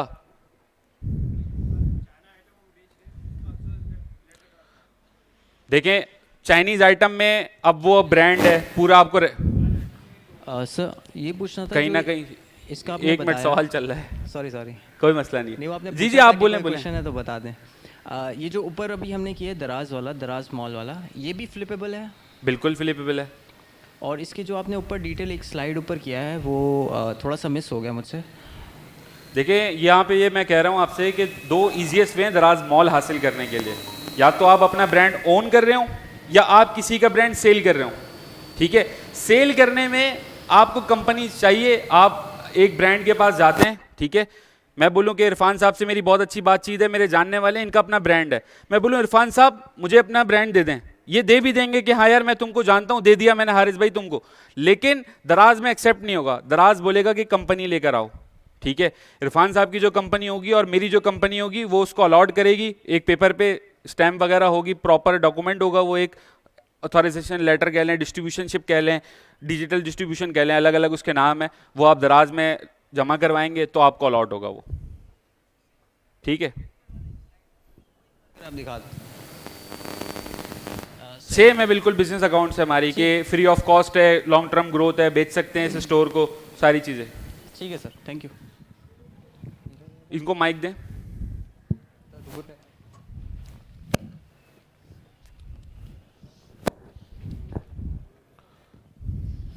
मैं ये पूछना चाह रहा हूँ कि अगर चाइना एक्सेसरीज है जैसे हैंड फ्री हो गई, इसका ऑथराइज रिलेटर कहाँ से लाएंगे? अब ये देखें- दराज इसके बगैर ओके करता ही नहीं है। सही है। अब आपके पास एक हैंड फ्री है, लेकिन आप बोलें उस पर नाम कहीं ना कहीं मेंशन होगा, वो आप उसको चेक करेंगे ना कहीं वो जी, ब्रांड नाम एग्जिस्ट mention कर रहा है। होगा। अब जी। मैं बोलूँ कि भाई एक चीज़ है चाइना में चल रही है, मैं इतना बड़ा तो अभी हुआ नहीं कि मैं नॉर्मल यहाँ से अप्रोच करूँ, लाखों रुपए का माल मंगवाऊँ, अभी तो मेरे लिए दराज भी नया है, सारी चीज़ें नहीं है, तो मैं इतना रिस्क नहीं लूँगा। लेकिन मैं जब उसको देखूंगा तो उसका कोई ऑथराइज डिस्ट्रीब्यूटर पाकिस्तान में मौजूद होगा, मोस्टली होता है, ठीक है। नहीं, एक- लोकल मिसाल है कि मोबाइल मार्केट से हम होलसेलर से जाके लेते हैं, तो वो होलसेलर को कहाँ से चाइना मिल खुद रही है? वो खुद चाइना से ला रहा है।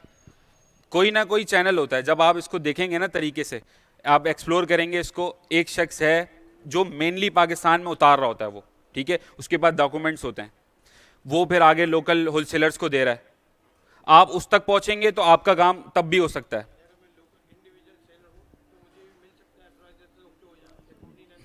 लेकिन वो ये है कि अब आपने बात की कि चाइनीज़ प्रोडक्ट हैं, कोई सर पैर ही नहीं है, तो उसका नहीं। अगर वो प्रॉपर ब्रांड है, उसकी डिटेल्स हैं वहाँ पे, ऑथराइजेशन लेटर में सब चीज़ें मेंशन होती हैं।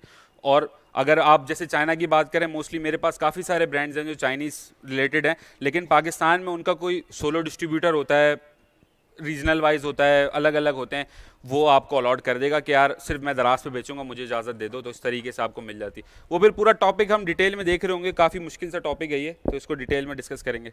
इरफान भाई का सवाल है।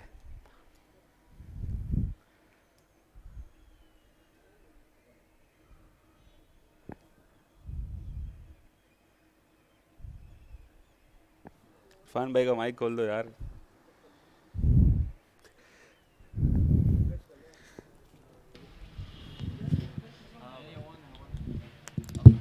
ऑन है। अच्छा, ये दराज मॉल का आप कह रहे हैं, तो इसमें अपना मुझे स्टॉक अपने पास मेंटेन रखना है या दराज का कोई अपना वेयर हाउस होता है?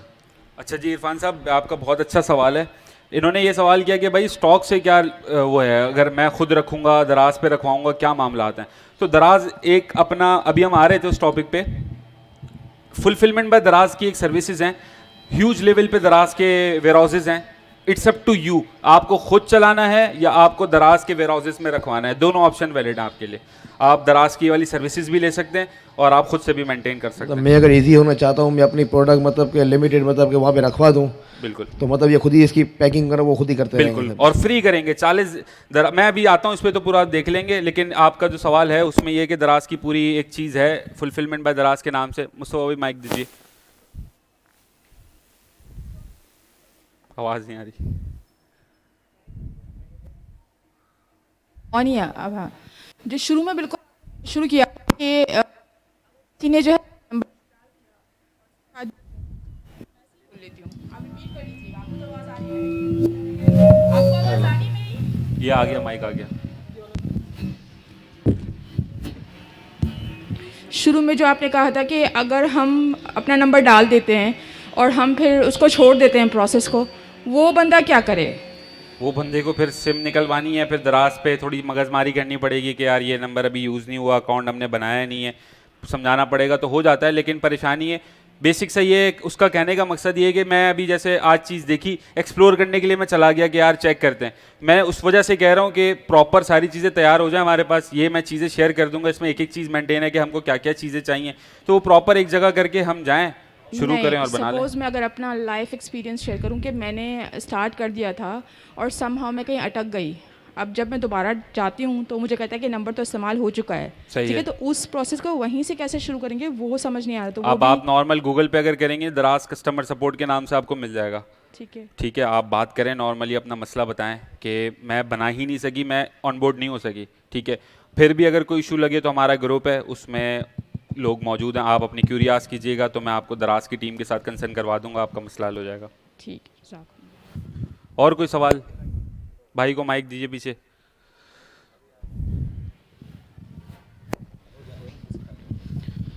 ये अपना जो एनटीएन पे, अपने एनटीएन पे बिजनेस अकाउंट बनाते हैं, वो एनटीएन चेंज हो जाता है बिजनेस अकाउंट में? थोड़ा सा और बेहतर करें सवाल को, क्या कहना चाह रहे हैं? एनटीएन जो अपना एनटीएन होता है, एनआईसी पे जो बनता है, एक कंपनी का एनटीएन होता है, वो एनटीएन बाद में वो चेंज हो जाता है? नहीं होता, मतलब कंपनी के ही बनाना पड़ेगा। बिल्कुल ऐसा ही है। हम जो बात कर रहे थे कि इंडिविजुअल और बिजनेस अकाउंट, तो एनटीएन जो है वो पर्सनल भी है और कंपनी का भी है। हमको कंपनी चाहिए। हमने जो देखा कि दराज ने पूछा इंडिविजुअल या कंपनी, अगर हम कंपनी पे जा रहे हैं तो फिर सारी चीज़ें हम कोशिश करें कि हम कंपनी की प्रोवाइड करें।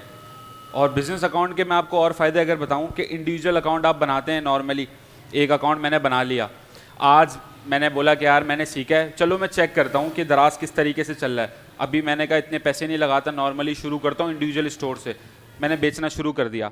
अब मुझे मज़ा आने लगता है, मैंने बोला यार बेहतरीन चल रहा है, अब मैं आगे ग्रो करूँ, तो मेरे पास चांसेस नहीं है। लेकिन अगर मैं बिज़नेस अकाउंट बनाता हूँ, ठीक है, और मैं बेचना शुरू करता हूँ एक्सपेरिमेंट के लिए नॉर्मली, और मुझे अच्छा लगता है कि यार मैंने कहा अब मैं अपना ब्रांड नेम भी रजिस्टर्ड करूँ, मैं अपनी लीगलाइजेशन भी प्रॉपर करूँ, अब मैं अपनी मैन्युफैक्चरिंग करवाता हूँ कहीं से, तो मेरे पास उस अकाउंट में ग्रोथ के चांसेस हैं। अगर एक नॉर्मल बिजनेस अकाउंट है वो बाद में जाके डीमॉल में कन्वर्ट हो सकता है, वो और बेहतर परफॉर्म कर सकता है, तो वो इस हिसाब से भी हम लोग बिज़नेस को ही प्रेफर करते हैं। तो अगर प्रॉपर काम करना है तो कोशिश करें कि बिज़नेस अकाउंट बनाएं। ज़रूरी कोई नहीं है, ज़बरदस्ती कोई नहीं है, लेकिन ये है कि तरीके वाला बेहतरीन सुकून वाला काम करना है तो बिज़नेस प्रेफर करिएगा। इंडिविजुअल सेलर अकाउंट डिलीट हो सकता है? अगर आपने कोई ट्राई करने के लिए कोई कैटेगरी आपने बना ली, फिर आपने उसको डिलीट करके कुछ और आपने ट्राई करना है, तो आप अपनी डिटेल्स डिलीट करके वापस से बना सकते हैं? देखें, नहीं, अलाउ नहीं करता दराज आपको डिलीट। खुद दराज अगर करता है तो उस केस में आप बना सकते हो, आप नॉर्मली इस तरीके से नहीं कर सकते। इंडिविजुअल अकाउंट को बिजनेस अकाउंट में कन्वर्ट कर सकते हैं बाद में? No policy. तो अगर दराज आप की कोई policy चीज़ स्टार्ट कर रहे हैं, कोई आपने स्टार्टअप किया, आपने अपने अकाउंट को पूरा बिल्डअप कर लिया, लेकिन आपको उसकी फर्दर ग्रोथ करनी है, उसको फ्लिपेबल बनाना है, तो फिर तो आप कहीं है ही नहीं, आप कोई रास्ते देखें, उस केस में ये होता है कि अगर मुझे नहीं पता था, एक नॉर्मली यहाँ पे बहुत सारे लोग हैं, कोई इंडिविजुअल सेलर चल रहा है, नॉर्मली बिक रहा है, अच्छा बिक रहा है, अब मुझे कन्वर्ट करना है तो मैं नया अकाउंट बना सकता हूँ। अभी मेरे एनआईसी पे बना हुआ था, मैं एक कंपनी क्रिएट करूँगा, क्योंकि मुझे बेसिक पता है कि मेरी कौन सी प्रोडक्ट्स चल रही हैं, मुझे क्या बेचना है, मैं नया अकाउंट बनाऊँगा और मैं आ जाऊँगा उसकी जगह लेके। अच्छा, अगर आप कोई कैटेगरी टेस्ट कर रहे हैं, आप नए हैं दराज के ऊपर, आपने कोई कैटेगरी टेस्ट करनी है, आपने अपने वो सारी अपने जो आइटम्स थे वो आपने लगा लिए, लेकिन आप उससे सेटिस्फाई नहीं हो रहे, तो आप अपनी कैटेगरी उसी अकाउंट में चेंज कर सकते हैं, आपने दूसरा अकाउंट खोलना पड़ेगा? देखें, आपके सवाल जो हैं नॉर्मल, अगर मैं लोग बोलूँ ना, बिल्कुल बेसिक लेवल पे हैं, तो वैसे आप नॉर्मली चेंज कर सकते हैं, लेकिन ये आहिस्ता आहिस्ता हम जब टॉपिक वाइज चल रहे होंगे ना तो डिटेल डिस्कस करेंगे, टेंशन वाली बात नहीं है कोई। ठीक है जी, अब टॉपिक पे वापस आ जाते हैं हम थोड़ा सा। ये हमने बात कर ली, ओना ब्रांड में हमको 40 SKU दराज कहता है, लेकिन एक्सेप्ट वो 10 से 15 भी करता है। प्रॉपर ब्रांडिंग की हमने बात की, ओन पैकेजिंग और ट्रेडमार्क की बात कर ली हमने। रीसेलर ब्रांड में हमको ऑथराइजेशन लेटर चाहिए, ठीक हो गया। आ जाते हैं हम वापस अपनी स्लाइड पे। टाइप्स ऑफ अकाउंट हमने देख लिए, कितने टाइप के अकाउंट थे भाई? लोकल सेलर है, दराज मॉल सेलर है, ग्लोबल सेलर है, और हमारे पास डिजिटल सहूलत के नाम से एक है कि डिजिटल प्रोडक्ट्स आप उस पर सेल कर सकते हो। लोकल सेलर में 2 तरीके के अकाउंट आ गए, इंडिविजुअल और बिजनेस, ठीक है। ये आज बात करने का मकसद ये थोड़ा सा बोरिंग हो रहा होगा, लेकिन ये सबसे मेन है। लोग गलती कर देते हैं कि यार घुस गए इंडिविजुअल में, अब बैठे हुए हैं, पता नहीं है क्या करना है, किस तरीके से आगे लेके चलना है। तो अभी थोड़ा सा इस पे जो मैं जोर दे रहा हूँ उसका मकसद ही है कि आप लोगों के कॉन्सेप्ट क्लियर हो जाएं कि हमको जो शुरू करना है, किस पाथ पे जाना है, किस तरीके से काम करना है। बेसिकली इसका मकसद ये था, ठीक है। तो कंपनी क्रिएशन हो गई। कंपनी क्रिएशन दराज का पार्ट नहीं है, आपको कहीं ना कहीं से अलग करानी पड़ेगी। वो अगर कोई ऐसा होता है रिलेटेबल, हम बंदा देख के, कोई लॉयर अगर होगा राब्ते में तो ग्रुप में हम इंट्रोड्यूस करा देंगे कि अगर किसी का मुनासिब दामों में काम हो रहा होगा तो वहाँ से हम रिकमेंड कर देंगे आपको। बैंक डिटेल आपको जाके बनानी पड़ेंगी बैंक अकाउंट में, और दराज का साइन अप आप घर बैठे कर सकते हैं। अच्छा जी, प्रोडक्ट हंटिंग की बात करें, बहुत सारे लोगों का एक नॉर्मल ख्याल होता है आपके लोगों के दिल में कि भाई ये क्या बिकता है ऐसा ऑनलाइन में, प्रोडक्ट हंटिंग में, मैं कोई बेहतरीन सी प्रोडक्ट ले आऊँ कि बहुत ज़्यादा सेल हो उसकी। तो एक जो नॉर्मल ये कॉन्सेप्ट है, ऐसा नहीं है। अगर मैं बोलूँ कि जो बाइंग पैटर्न है हमारे हिसाब से, एक घर की खातून अगर शॉपिंग करने जा रही हैं, वो क्या शॉप करेंगी? वो चांद तारे थोड़ी खरीदने निकली हैं। आप बोलें भाई मैं चाइना से मंगवा रहा हूँ, ये प्रोडक्ट है, उसमें ऐसी बत्तियाँ जल रही हैं, यूँ है, नहीं, ठीक है, कोई ज़रूरत नहीं है। हम नॉर्मली अगर बात करें कि पाकिस्तान मार्केट में काम कर रहे हैं, डेली यूजेज की जो प्रोडक्ट हैं, प्रोडक्ट रिटेंशन जिसका ज़्यादा है, जो महीने में बहुत दफ़ा चीज़ लोगों को चाहिए कि मैं बोलूँ खाने पीने का आइटम हो गया या ऐसी कोई चीज़ जो बार बार यूज़ हो रही है, रीयूजेबल आइटम है, उस पर फोकस करते हैं। क्योंकि हमारे पास दराज पे जो ऑडियंस है वो 85% खातून है, ठीक है, लेडीज़ शॉपिंग करने आ रही हैं। अब लेडीज़ नॉर्मली क्या शॉपिंग कर रही हैं भाई? घरेलू आइटम हो गए, फैशन से रिलेटेड प्रोडक्ट्स हो गई, होम घर के चीज़ें हो गई, किचन के आइटम हो गए, ये सारी चीज़ें। तो हम कोई ऐसी चीज़ नहीं देख रहे होते कि भाई बहुत ही कोई ऐसी मैं अजीब व गरीब चीज़ ले आऊँ। प्रोडक्ट हंटिंग को माइंड में रखते हुए हम ये देख रहे होते हैं कि नॉर्मल घरों में ये चीज़ यूज़ हो रही है, क्या रिस्पॉन्स है, कैसा नॉर्मल इसकी ऑफलाइन सेल कैसी है, किस तरीके से बिक रहा होता है। तो बेसिक सी एक ये चीज़ होती है, ठीक है। प्रॉफिटेबिलिटी जो है वो पहले काउंट करना बहुत ज़रूरी है, ठीक है। अगर मैं बोलूँ कि नॉर्मली हमको दराज पे काम करना है, 15 to 20% हमको बच रहा हो तभी करना है, क्योंकि दराज पे एक इशू ये है कि होम एंड किचन की नॉर्मल कैटेगरी की हम बात कर रहे हैं, बहुत बड़े बड़े होलसेलर पहले से बैठे हुए हैं, सही है। एग्जाम्पल के तौर पे मैं जाता हूँ गुल प्लाजा और 4-5 चीज़ें पसंद करके ले आता हूँ कि यार मैं दराज पे ही बेचूंगा, ठीक है। एक चीज़ है 200 रुपये की, एक चीज़ है 300 रुपये की, एक चीज़ है 500 रुपये की है। अब मैं लिस्ट करता हूँ, अपना जाहिर सी बात है प्रॉफिट रखूंगा, ठीक है। मैंने अपने 10-15% रखा।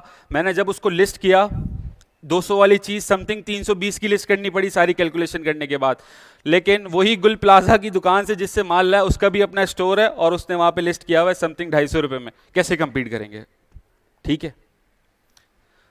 तो प्रोडक्ट हंटिंग के जब दौरान हम ये चीज़ देख रहे होते हैं कि यार जब उसको मैं सोर्स करने जाऊंगा, जब उस प्रोडक्ट को लेकर आऊंगा तो क्या बचेगा। बेसिक ये है, लोगों का ये होता है पता नहीं होता, मार्जिन्स का कर रहे होते हैं, काम ख्वारियाँ कर रहे होते हैं। अब मैं नॉर्मल बोलूँ कि अगर मुझे एक प्रोडक्ट पे 20 रुपये बच रहे हैं, लेकिन मैं हफ्ते में 10 या दिन में 10 यूनिट लेकर आता हूँ, मेरे पास पैसे का कैश फ्लो कम है, मैं अभी इनिशियल शुरू किया है, लेकिन मेरा गुल प्लाजा आने जाने में ही किराया ख़त्म हो जाता है।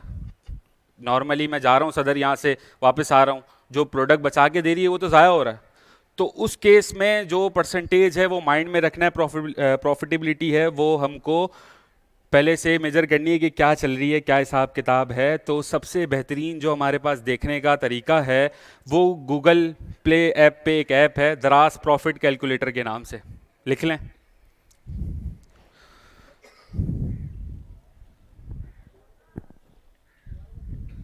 प्ले स्टोर पे ऐप है दराज प्रॉफिट कैलकुलेटर के नाम से। मैनुअली भी हम लोग करते हैं, जब हम क्लास में डिस्कस कर रहे होंगे तो एक्सेल में मैं आपको बनाना सिखा दूंगा कि क्या 4 एलिमेंट्स हैं जिनको कैलकुलेट करके हम ये देख रहे होते हैं। लेकिन फिलहाल के लिए आप थोड़ा सा एक्सप्लोर जब करेंगे, नई नई बातें आपको जो बता रहा हूँ मैं, तो आप लोग ऐप पे चेक कर सकते हैं। ऐप 100% ऑथेंटिक है। मैं आपको ग्रुप में उसकी पिक्चर भेज दूंगा कि कौन सी ऐप है, मल्टीपल ऐप्स हैं, तो ठीक है। तो उसमें लेकिन 2-3 चीज़ें आपको डालनी पड़ती हैं। क्या डालना पड़ता है बेसिकली, उसमें आपको कमीशन आपका पता होना चाहिए, सही है। अगर मैं होम एंड डिकोर से रिलेटेड कोई प्रोडक्ट ढूंढ रहा हूँ, उसका प्रॉफिट चेक कर रहा हूँ, तो मुझे उसकी कैटेगरी मेन पता होनी चाहिए। अब वो कैसे देखेंगे, वो ऐसे देखेंगे कि भाई मैं सर्च करूँगा वो प्रोडक्ट, किसी और सेलर की उठाऊंगा, देखूंगा कि क्या कैटेगरी उसने डाली हुई है, और मैं क्या कहते हैं वहाँ पे प्रॉफिट कैलकुलेटर में वो मुझसे कैटेगरी पूछेगा।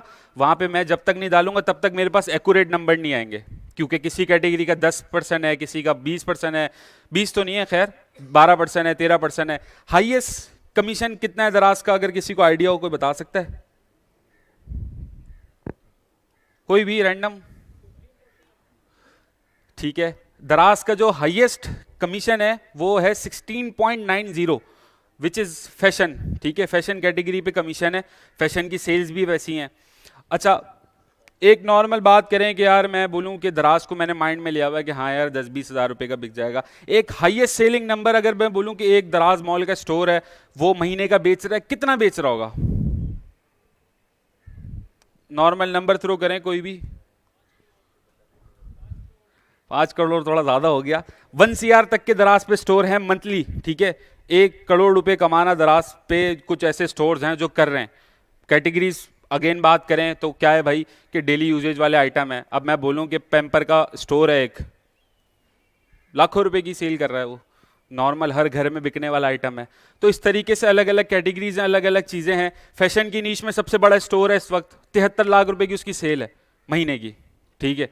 73 lakh rupees in a month. आप सदर चले जाओ, आप किसी बड़े से बड़े ब्रांड पे चले जाओ, अभी आजकल के हालात में उससे पूछोगे भाई कितनी सेल है, वो बोलेगा यार चाय के पैसे भी बड़ी मुश्किल से निकल रहे हैं, ठीक है।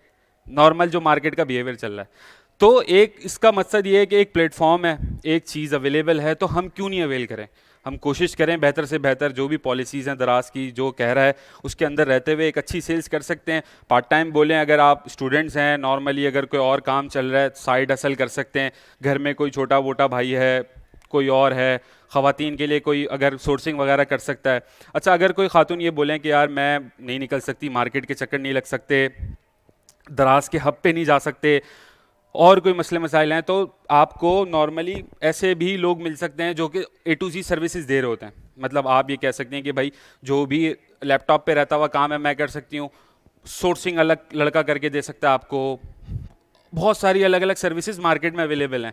ये चीज़ें हम कहाँ एक्सप्लोर करेंगे? ये हम नॉर्मल अगर बात करूँ मैं, फेसबुक पे कुछ ग्रुप्स बने हुए हैं, दराज सेलर कम्युनिटी है, दराज सेलर का ग्रुप है, दराज सेलर पाकिस्तान, इस तरीके से मल्टीपल लोग हैं जो अपनी सर्विसेज दे रहे होते हैं। आपको उसके अंदर रहते हुए सारी चीज़ें मिल सकती हैं, क्योंकि कोई ऐसा नहीं है कि आप बोलें यार एक मेरी प्रोडक्ट है लाहौर में अच्छी चीज़ अच्छे पैसों में मिल रही है, आपको वहाँ का होलसेलर कनेक्ट हो सकता है। तो बहुत सारी चीज़ें इस तरीके से अवेलेबल हैं।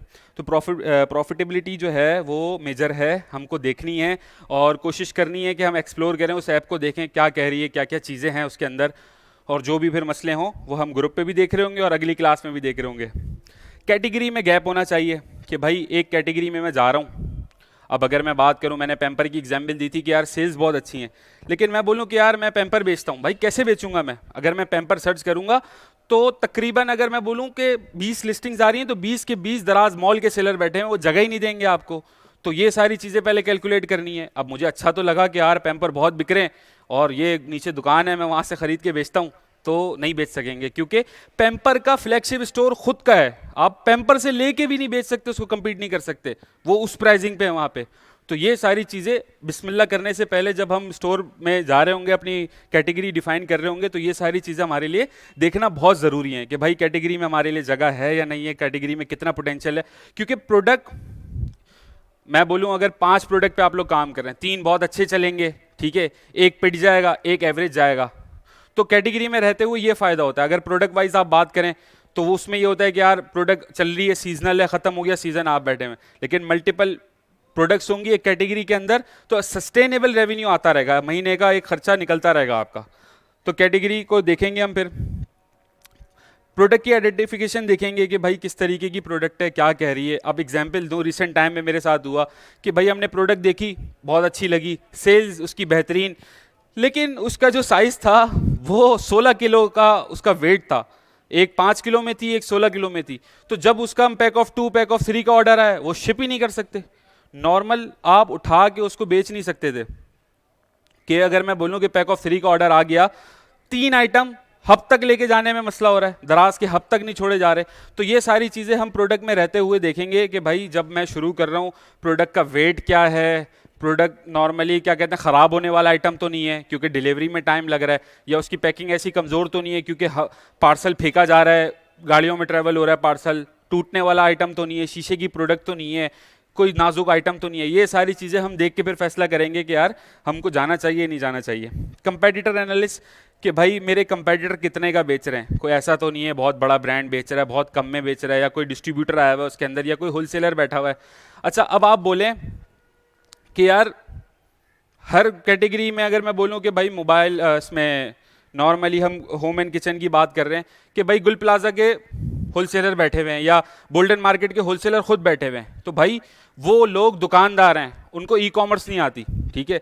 आप लोग उनको जो बीट करोगे वो ई कॉमर्स से बीट करोगे कि भाई बेहतर पोजीशनिंग मेरी होगी, बेहतर कीवर्ड्स मेरे होंगे, बेहतर रिव्यू मेरे पास होंगे, बेहतर मैं कस्टमर को ट्रीट कर रहा हूँगा। वो एक नॉर्मल दुकानदार है, उसने डाल तो दिया, वो पैसे तो अच्छे ऑफर कर रहा है, लेकिन आप और कुछ ट्रिक्स के यूज़ करते हुए उसको बीट करोगे। ज़ाहिर सी बात है, मार्केट है, ओपन मार्केट है, सबको काम करना है, ठीक हो गया। कंपेटिटर हो गया। सेल्स ट्रैकिंग, पहले से सेल्स देख के जाते हैं हम लोग कि भाई इस कैटेगरी में मैं काम कर रहा हूँ, क्या चल रहा है। जैसे भाई ने एक सवाल किया था कि यार मैं कूद गया, अब मुझे पसंद ही नहीं आ रहा, मज़ा ही नहीं आ रहा। तो अगर यही मैं बोलूँ कि पहले से मुझे पता हो कि इस कैटेगरी का क्या रिजल्ट है, नॉर्मली कितने का बिकता है, 10 सेलर्स हैं, कितने का बेच रहे हैं, लेट सपोज एक कैटेगरी मुझे पसंद आ जाती है, सही है, उसके अंदर 20 सेलर हैं, सब मिला के लाख रुपए का बेचते हैं महीने का, एग्जाम्पल के तौर पे, तो मैं अपने आप को कंसिडर करूंगा कि यार जब मैं एंट्री लूंगा, ये सारी चीज़ें करूंगा इंप्लीमेंट, 10 to 12% मैं मार्केट शेयर ले लूंगा, ठीक है, एक आइडियल मैं नॉर्मल बात कर रहा हूँ। तो ये सारी चीज़ें हम देखते हैं। यूजेज ऑफ टूल, अमेजोन पे टूल होते हैं, दराज के टूल हैं अपने, इसी तरीके से 2-3 टूल्स के मैं आपको नाम बोल रहा हूँ। दो जो टूल हैं वो बिल्कुल ऑथेंटिक हैं लेकिन पेड हैं, मतलब आपको इसकी सब्सक्रिप्शन देनी पड़ती है, ठीक है। स्पेलिंग है XENON, xenon Hunt, HUNT, XENON, ठीक है। ये 100% ऑथेंटिक आपको रिजल्ट दे रहा होता है। किस तरीके से दे रहा होता है, क्या दे रहा होता है, अभी दिखाता हूं मैं आप लोगों को। अगला जो है वो है seller dash, SELLER, seller DASH, ठीक है। एक्सटेंशन में मौजूद है, इनकी अपनी वेबसाइट है, लेकिन ये दोनों चीज़ें पेड हैं। अच्छा, फ्री वाले में बात करें अगर, तो एक मैनुअल तरीका होता है, वो जब हम डिटेलिंग में प्रोडक्ट हंटिंग का जिस वक्त हमारी क्लास चल रही होगी उसमें हम देख रहे होंगे कि किस तरीके से मैनुअल करना है। मैनुअल करने में टाइम बहुत जाता है, 6 से 8 दिन हमको ट्रैकिंग करने में लगता है कि डेली हम लोग डेटा निकाल रहे हैं दराज से, मैनुअली एक एक चीज़ सेट कर रहे हैं प्रॉपर, और टूल से एक क्लिक पे वो डेटा आपको मिल रहा है। तो ये फ़र्क है, लेकिन हम मैनुअली भी देखेंगे और पेड को भी देखेंगे कि पेड किस तरीके से काम कर रहा है। तो एक हो गया ज़ेनॉन हंट, एक हो गया सेलर डैश। फ्री वाले में हमारे पास जार्विस है, ठीक है। जार्विस के भी रिजल्ट कई हद तक बेहतर होते जा रहे हैं अब, ठीक हो गया। तो ये 2-3 टूल हैं जो दराज पे अच्छा काम कर रहे हैं। इसमें से अगर आप पूछें कि मेरा जो एक्सपीरियंस रहा है वो ज़ेनॉन हंट के साथ बेहतरीन रहा है, बेहतरीन चीज़ है। उससे भी हम कोशिश करेंगे कि कोई डील शील बना के ग्रुप में ऑफर दें बच्चों को कि यार कुछ मुनासिब और बेहतर हो सके, ठीक हो गया। टूल पे एक नज़र मार लेते हैं कि किस तरीके से काम करता है। अभी हमने नॉर्मल हैंड फ्री लिखा था आप लोगों के सामने, यहाँ पे मेरे पास टूल आ रहा है, ये देखें, ठीक है। अब मैं इस पर क्लिक कर देता हूँ,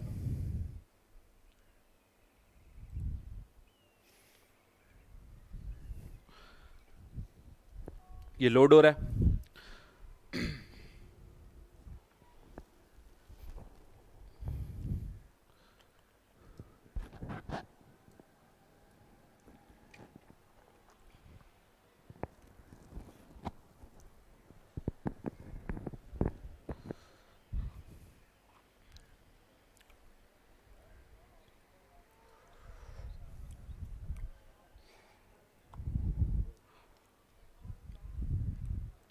पहले जब तक लोड हो रहा है हम एक चक्कर लगा लेते हैं, फिर इसको देख लेते हैं, ठीक है। तो अब ये जो टॉपिक्स हैं, अभी मैंने आपको सिर्फ इसका थोड़ा सा इंट्रोडक्शन दे दिया। अब नेक्स्ट संडे में हमारी कोशिश होगी कि हम इसको कवर करेंगे सारी चीज़ों को। अब let suppose product hunting discuss हो जाती है, फिर हम आगे चलेंगे। तो कोशिश करनी है कि हम गैप ना लें, बीच में ऑफ ना लें, कोई छुट्टी ना करें, ठीक है। सोर्सिंग पे बात करते हैं।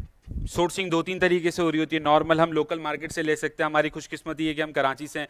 बाकी जो कम्युनिटी के सेलर्स होते हैं बड़े परेशान रहते हैं कि यार कोयटा से है समथिंग, कोई लाहौर से, पिंडी से, गांव से, कोई भी आगे पीछे के इलाके से होता है, वो होलसेल मार्केट के लिए काफ़ी परेशान होता है। हमारे पास अल्हम्दुलिल्लाह पूरी बुल्टन मार्केट है, गुल प्लाजा साइड है, बहुत डिफरेंट मार्केट्स हैं। तो एक ये बेहतर है कि हमारे पास सोर्सिंग अच्छी हो सकती है। लेकिन एक और ये गम है कि कराची से फिर ऑर्डर अच्छे नहीं आते। अगर मैं दराज पे एज अ सेलर काम कर रहा हूँ तो मैं जो भी चीज़ बेच रहा हूँ ना, मुझे जो महीने के एंड में नज़र आता है कि यार ऑर्डर कहाँ से आ रहे हैं ज़्यादा, तो वो अंदरून सिंध से, अंदरून पंजाब से ऑर्डर ज़्यादा होते हैं, क्योंकि वहाँ पे मार्केट्स अवेलेबल नहीं है। हम में आपको कोई चीज़ चाहिए, आप जाके निकल के ले लोगे, सारी 2 कदम पे दूर आपके पास चीज़ें अवेलेबल हैं। तो एक ये पॉइंट है। लेकिन ये कि सोर्सिंग यहाँ से बेहतर हो जाती है। सोर्सिंग की चीज़ में हम देख रहे होंगे कि भाई सप्लायर से किस तरीके से ढूंढना है, ठीक है।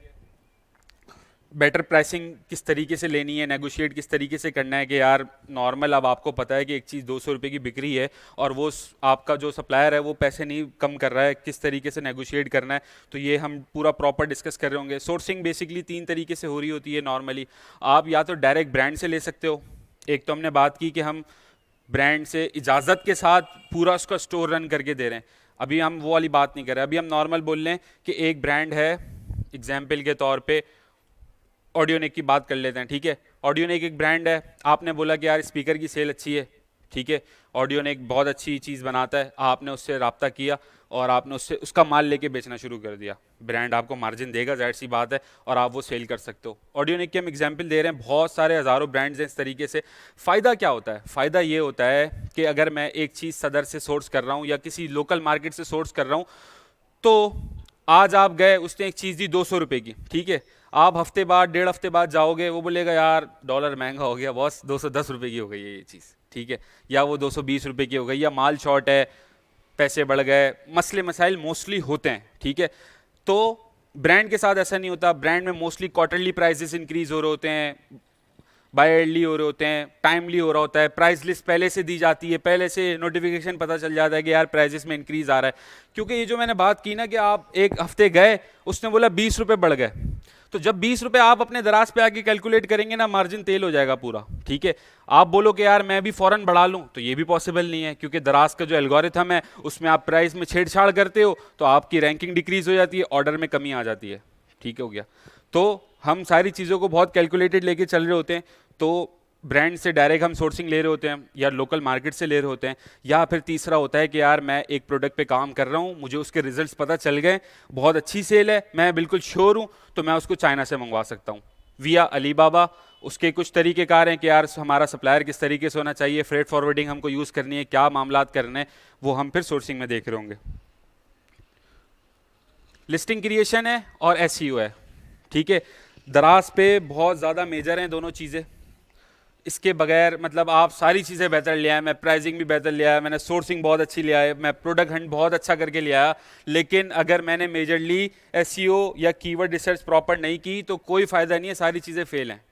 ठीक है, और अगर मैं बोलूं कि कंपटीशन बहुत टफ है, टफ बहुत मार्केट चल रही है, पैसों पे 5-5 रुपए पे आपस में सेलर लड़ रहे हैं, अगर मेरी ये चीज़ बेहतर होगी तो मैं थोड़ा सा बेहतर परफॉर्म कर रहा हूँ। तो ये चीज़ जो है वो बहुत मेजर पार्ट अदा कर रही होती है। मैंने एक बात बोली थी कि दराज का एल्गोरिथम जो वर्क कर रहा होता है वो सेल्स ओरिएंटेड होता है, आपकी जितनी बेहतर सेल होगी वो चल रहा होगा। तो ये सारी चीज़ें जो आप अभी नॉर्मल देख रहे हैं हम कि अच्छा, अब ये देखते हैं कि ये क्या चीज़ है लिस्टिंग क्रिएशन और किस तरीके से दिख रही है। अच्छा जी, ये टूल नज़र आ रहा है आपको, टूल को बड़ा कर लेते हैं।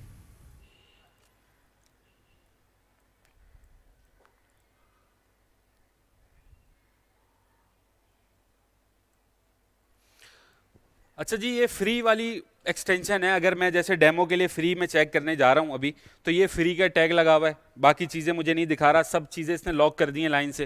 इसको ऊपर कर लेते हैं थोड़ा सा। ठीक है, इससे ये सारी चीज़ें लॉक कर दी हैं कि बाकी नहीं बता रहा, कि पेड वर्जन लो तो बताऊंगा। अब यहाँ पे देखें ब्रांड ऑडियोनिक, प्राइस उसकी आ गई, कमीशन उसका बता रहा है, सेल्स महीने में कितनी कर रहा है वो बता रहा है, रेवेन्यू महीने में कितना कर रहा है वो बता रहा है। मतलब अगर मैं सोच रहा हूँ कि मैं हैंड फ्री पे काम करूँ, मैं डायरेक्ट कीवर्ड लगा एक सर्च कर रहा हूँ टूल का, और मुझे प्रॉपर 40 सेलरों का जो डेटा है वो मिल रहा है, और मल्टीपल सर्चेज है, मैं पूरी कैटेगरी छान मार सकता हूँ कि यार किस में क्या सेल है, क्या बेहतर चल रहा है, किस तरीके से, और आगे भी बहुत सारी चीज़ें। ये देखें, ये भी ऊपर भी बता रहा है कि high demand with low competition, average rating, ये सारी चीज़ें आगे हम देख रहे होंगे, सारी ज़रूरी चीज़ें।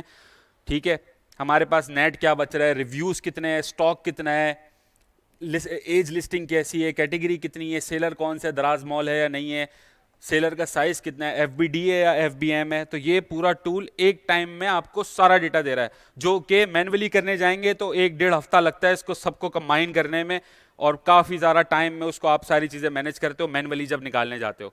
तो इसका फ़ायदा ये है, लेकिन ये है कि मैन्युअली भी की जाती है और टूल के थ्रू भी की जाती है। टूल का नाम देख लीजिएगा, ठीक है, सुनॉन हैंड नाम है इसका, और सेलर डैश का ये इस तरीके से दोनों आपकी स्क्रीन पे इस तरीके से आ रहे होंगे। अच्छा, कीवर्ड की हमने बात की, कीवर्ड देख लेते हैं क्या चीज़ है।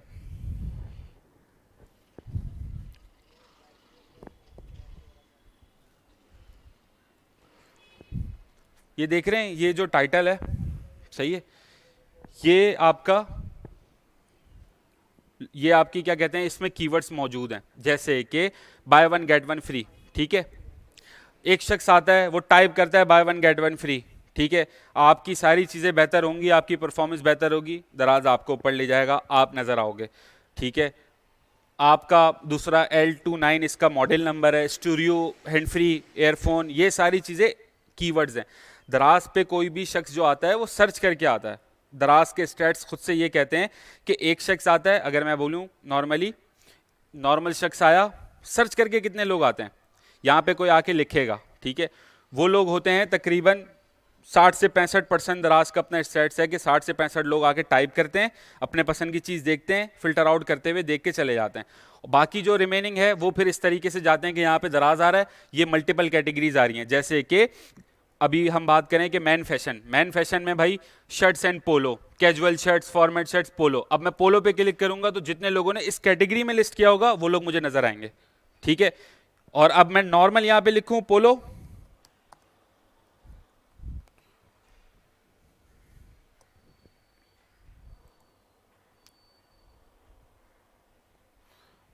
ये कीवर्ड से गया, पहले कैटेगरी से गया था, दो डिफरेंट थिंग है, रिजल्ट दोनों का अलग अलग आया। ठीक है, जो कीवर्ड्स पे बेहतर परफॉर्म कर रहे थे, अगर आपने गौर से देखा हो, ये देखें, ये टॉप पे अलग लोग आए, अभी पहले अलग लोग आए। ठीक है, अभी कोई ऐसा मसले वाली बात नहीं है कि नहीं समझ में आ रहा हो, हम नॉर्मल इसको डिटेल में देख रहे होंगे कि किस तरीके से फंक्शन सारे चल रहे हैं। एक बेसिक सा ये था कि जिसके कीवर्ड्स, जिसकी परफॉर्मेंस बेहतर होगी वो बेहतर परफॉर्म कर रहा होगा।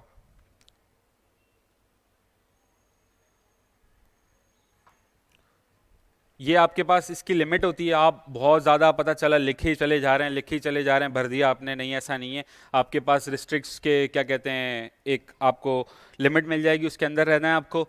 प्लस ये है कि अब ऐसा नहीं है, मैं बोलूँ हैंड फ्री बहुत अच्छा कीवर्ड मुझे लगा, मैंने लिख दिया hand free hand free hand free 5-6 दफ़ा अलग अलग जगहों पे लिख दिया, ख़राब कर दिया। नहीं, इसकी भी कोशिश ये होती है कि लिस्टिंग क्रिएट जो की जाए प्रॉपर ऑप्टिमाइज करके खूबसूरती से लिखा जाए कि कीवर्ड्स भी अगर यूज़ हो रहे हैं तो पढ़ने वाले को समझ में भी आए क्या लिखा हुआ है, और हर चीज़ उसकी वजाहत बयान हो जाए कि भाई समथिंग वाइट कलर की है, या कोई चीज़ है वो ml के अंदर है या kg के अंदर है, वो मेंशन हो जाए, उसकी डायमेंशन बता दी, उसकी क्वालिटी बता दी। तो कोशिश ये होती है कि वो कीवर्ड्स में रहते रहते भी उसकी वो चीज़ें बयान करनी है। फिर जो चीज़ें रह जाती हैं वो हम शॉर्ट डिस्क्रिप्शन, बुलेट पॉइंट्स, ये सारी चीज़ों में बयान कर रहे होते हैं। मजीद यहाँ पे हमारे पास मेन इमेज आ जाती है। तस्वीर बहुत इंपॉर्टेंट रोल अदा करती है, क्योंकि दराज पे आपको सिर्फ कस्टमर आपकी तस्वीर देख रहा है।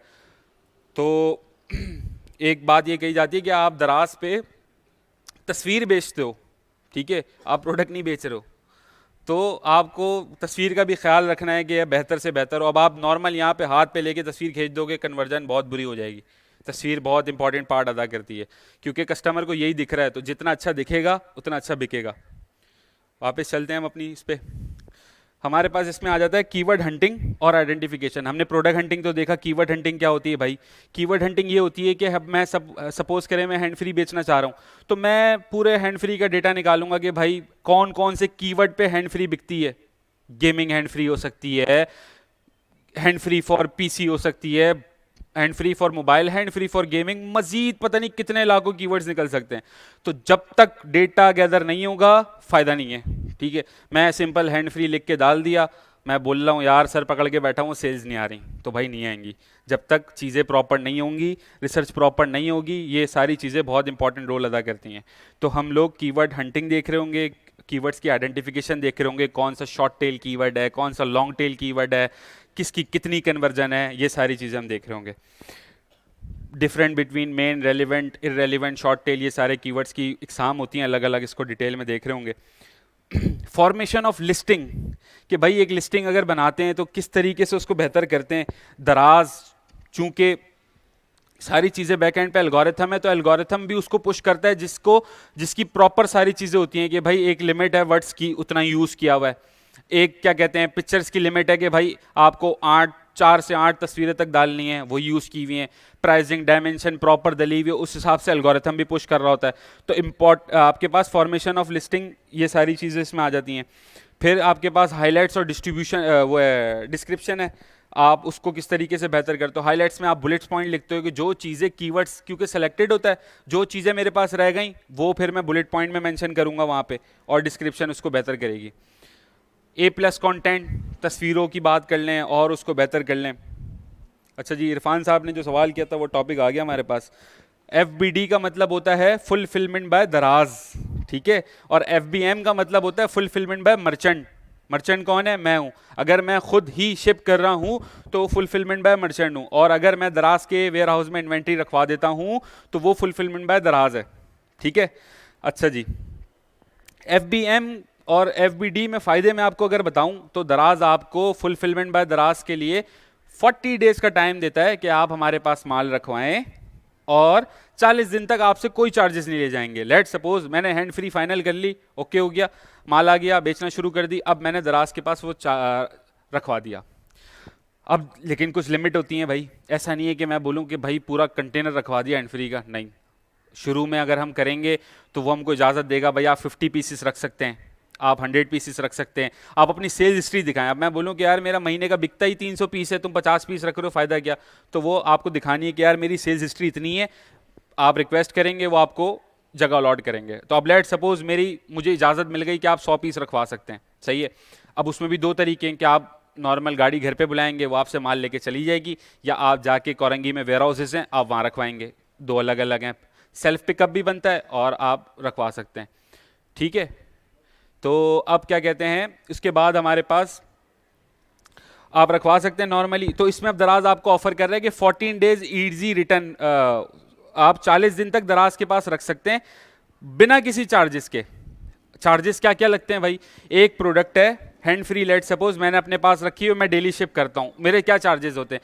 मैं अपनी पैकेजिंग यूज़ करता हूँ, फ्लायर लेना पड़ता है दराज का, अगर वो कोई नाजुक आइटम है बबल रैप करना पड़ता है, और उसका प्रिंट निकलता है, फ्लायर में प्रिंट लगाना पड़ता है, और वो हब पे छोड़ के आना पड़ता है। इस पूरे प्रोसेस में 10-12 रुपये चार्ज लग जाता है, ज़्यादा भी लग जाता है, बड़ी प्रोडक्ट होती है तो 15-20 रुपये लग जाते हैं। तो जब मैं यही चीज़ दराज के वेयर हाउस में रख दूंगा तो ये फ्री हो जाएगा 40 डेज़ के लिए। दराज ये कहता है कि आपको अगर 100 यूनिट की इजाज़त मिल गई 40 दिन के लिए, तो अगर 41वें दिन लेट सपोज 20 पीस रह गए, तो आपके पास चॉइस है कि आप वो उठवा लें वापस कि यार नहीं रखने, अब मैं घर से कर लूँगा, या अगर आप 40 डेज़ के बाद वो कंटिन्यू करते हैं तो फिर आपको क्यूबिक सेंटीमीटर के हिसाब से चार्जेस शुरू हो जाता है दराज के। आपकी जो प्रोडक्ट है उसने कितना रकबे के हिसाब से जगह घेरी हुई है, दराज वो चार्जेस आपसे लेगा।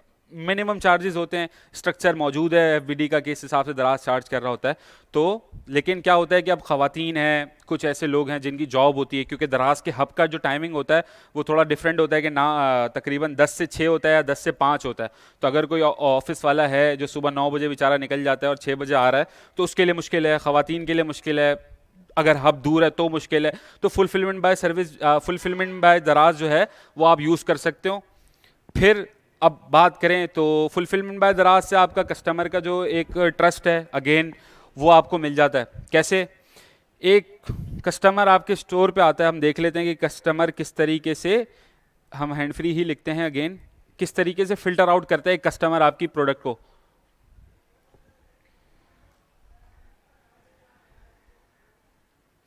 एक शख्स आएगा, नॉर्मली उसके सामने रिजल्ट आ गया। अगर मिच्योर बायर होगा ना कि अगर मैं खरीदने जा रहा हूं, तो वो यहाँ पे आएगा, पहले तो उसके सेक्शन में यहाँ पे आ रहा है ब्रांड्स।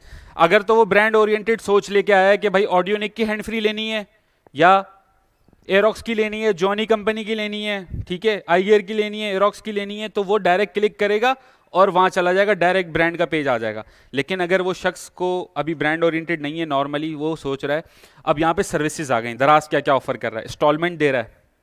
अभी इंस्टॉलमेंट वाली तो कोई प्रोडक्ट नहीं है, खैर 200 रुपये पे तो इंस्टॉलमेंट नहीं है, उसका एक ब्रैकेट है कि 10-20 हज़ार रुपये की चीज़ हो, 5,000 की चीज़ हो तो इंस्टॉलमेंट होती है। कैश ऑन डिलीवरी, ठीक है। फुलफिलमेंट बाय दराज, फ्री शिपिंग और दराज मॉल।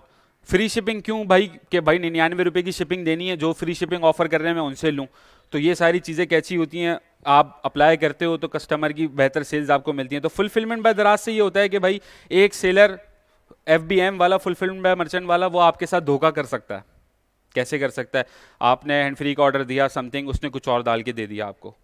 कस्टमर की उससे बता रहा हूँ कि एक कस्टमर क्या सोच रहा है, तो वो फुलफिलमेंट बाय सर्विस इसलिए यूज़ करता है कि दराज के वेयर हाउस में वो चीज़ पड़ी हुई है और दराज वाले खुद शिप करेंगे जब, तो ऑथेंटिक प्रोडक्ट आएगी।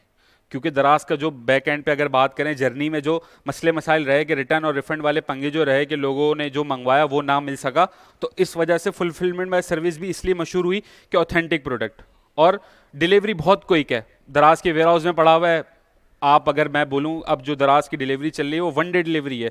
आज अगर आप दोपहर में कोई ऑर्डर करते हैं, अगली मॉर्निंग में आपको आ जाएगा। अगर FBD वाला है या मार्ट वाला है, मॉल वाला स्टोर है, तो इतना क्विक हो चुका है। तो इस तरीके से फुलफिलमेंट बाय सर्विसेज से हमारी सेल्स भी इंक्रीज हो जाती हैं अगर हम रखवाते हैं तो।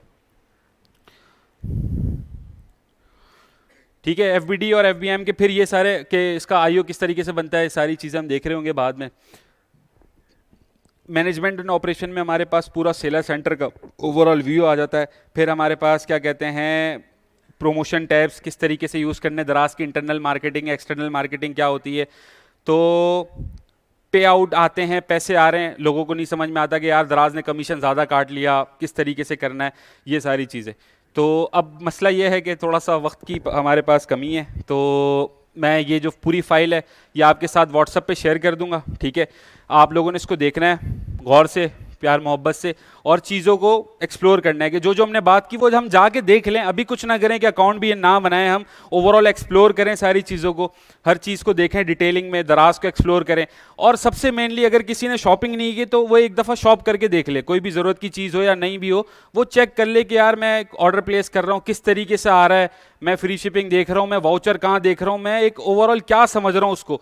तो वो जब देखेगा ना बंदा तो एक यूज टू हो जाता है। तो एक ये कोशिश कर लीजिएगा। तो इंशाल्लाह फिर Q&A कर लेते हैं थोड़ा सा, आप लोगों के कोई सवाल हों तो वो पूछ लें।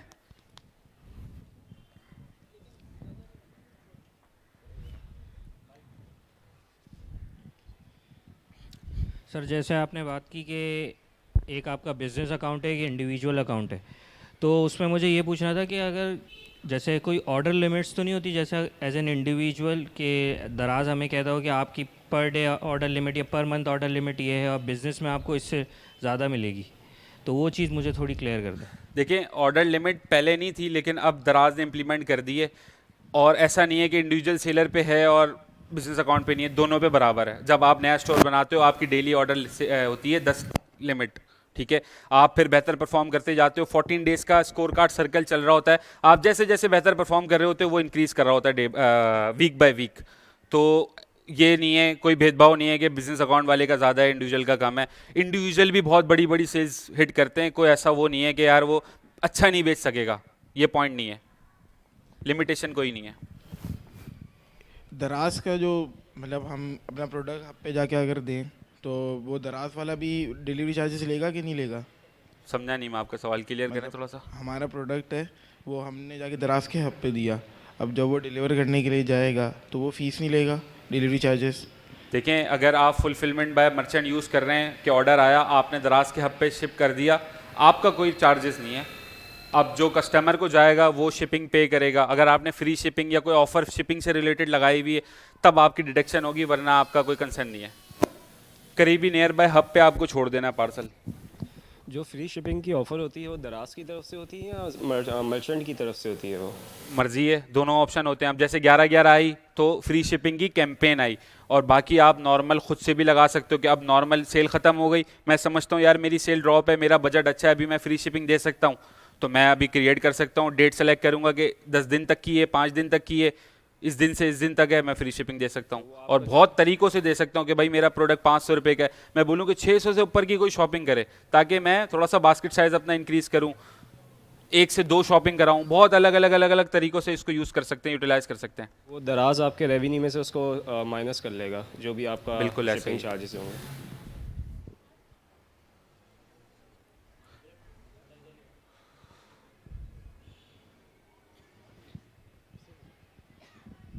सर अगर मैं लोकल सेलर हूँ और इंडिविजुअल सेलर हूँ तो मैं चाहे कोई भी प्रोडक्ट सेल करूँ, मुझे कंपनी के लेटर की तो ज़रूरत नहीं है ना।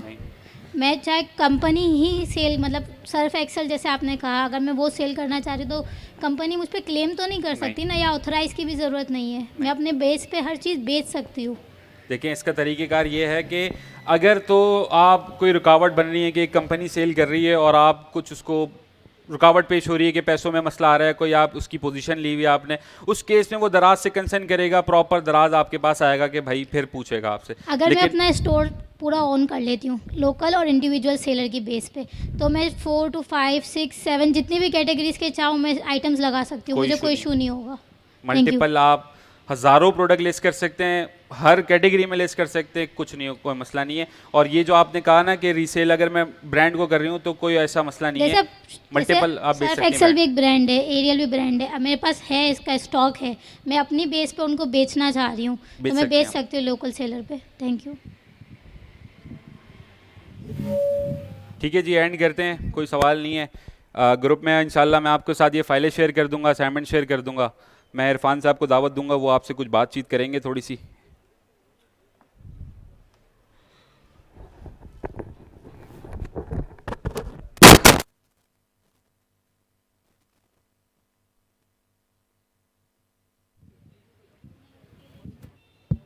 Hello, thank you Haris. और मुझ समेत यकीनन कि बहुत सारे मेरे भाइयों बहनों की बहुत सारी जो चीज़ें जो क्वेरीज हैं वो क्लियर हुई होंगी।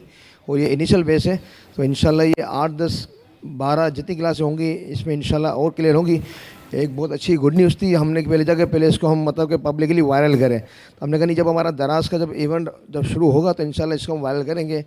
तो ओखैमन जमात की जो मैनेजमेंट से हमारी बात हुई है, तो इंशाल्लाह जैसे जैसे ये हमारा दराज का जब प्रोग्राम एंड होने वाला होगा, ये भी सिर्फ ओखाई बिरादरी के जो है उनके लिए था कि हम एक मतलब कि एक ऐसा प्रोग्राम करें कि हमारी बरादरी में जैसे आज हम यहाँ पे आप सब सीख के जाएंगे 2 3 बजे, अब आपको कोई विज़न है, आपके पास कोई आइडियाज़ है, आपके पास कोई इन्वेस्टमेंट नहीं है, तो हम इंशाल्लाह इन्वेस्टर की हमने अरेंजमेंट की है। इन्वेस्टर हमारे साथ बैठेगा, हम आपके आइडियाज़ लेंगे, आपका प्रपोज़ल लेंगे। अगर आपका प्रपोज़ल अच्छा होगा तो हम उनको एक अम्ब्रेला के नीचे आपको आमने सामने बिठाएंगे।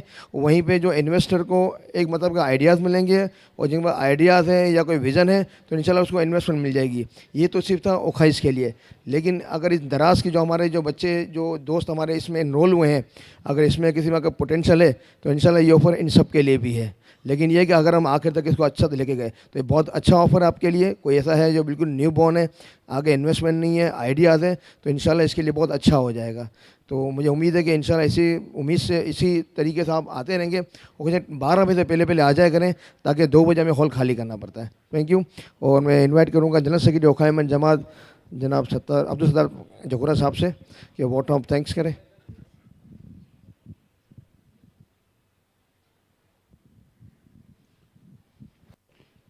बिस्मिल्लाहिर्रहमानिर्रहीम। अस्सलाम वालेकुम वरहमतुल्लाहि वबरकातुहू। मैं ऑन बिहाफ ऑफ ओखैमन जमात आप तमाम पार्टिसिपेट्स जिन्होंने इस प्रोग्राम में अपने आप को इनरोल किया, इनको वेलकम कहता हूँ। साथ ही ओखैमन जमात की सोशल वेलफेयर कमेटी के चेयरमैन इरफान निसार गाबा और इनकी टीम काबिल मुबारकबाद है कि ये बहुत ही अच्छा स्टेप, बहुत ही अच्छा प्रोग्राम किए। और इरफान ने बताया कि इन्वेस्टर आपके पास आइडियाज़ हैं, बिल्कुल हमारी बात हुई है और इंशाल्लाह इस पे भी आपको एक अच्छा प्लेटफॉर्म हम प्रोवाइड करेंगे कि आपके पास आइडियाज़ है, फाइनेंस प्रॉब्लम है, तो इंशाल्लाह हमारे डोनर्स से बात हुई है, वो एग्री हैं, वो आपके साथ आपके आइडियाज़ शेयर करके अपनी इन्वेस्टमेंट करेंगे ताकि आप अपना बिज़नेस ऑन रन कर सकें। Very nice. मतलब ये हुआ। आखिर में मैं आप तमाम जो पार्टिसिपेट हैं उनका शुक्रिया अदा करता हूं और उनसे एक ये रिक्वेस्ट भी करूंगा कि वो कोई क्लास मिस ना करें और बिफ़ोर टाइम आने की कोशिश करें ताकि मॉर्निंग में टाइम ज़्यादा से ज़्यादा अवेल हो जाए। Thank you. जज़ाकल्लाह खैर।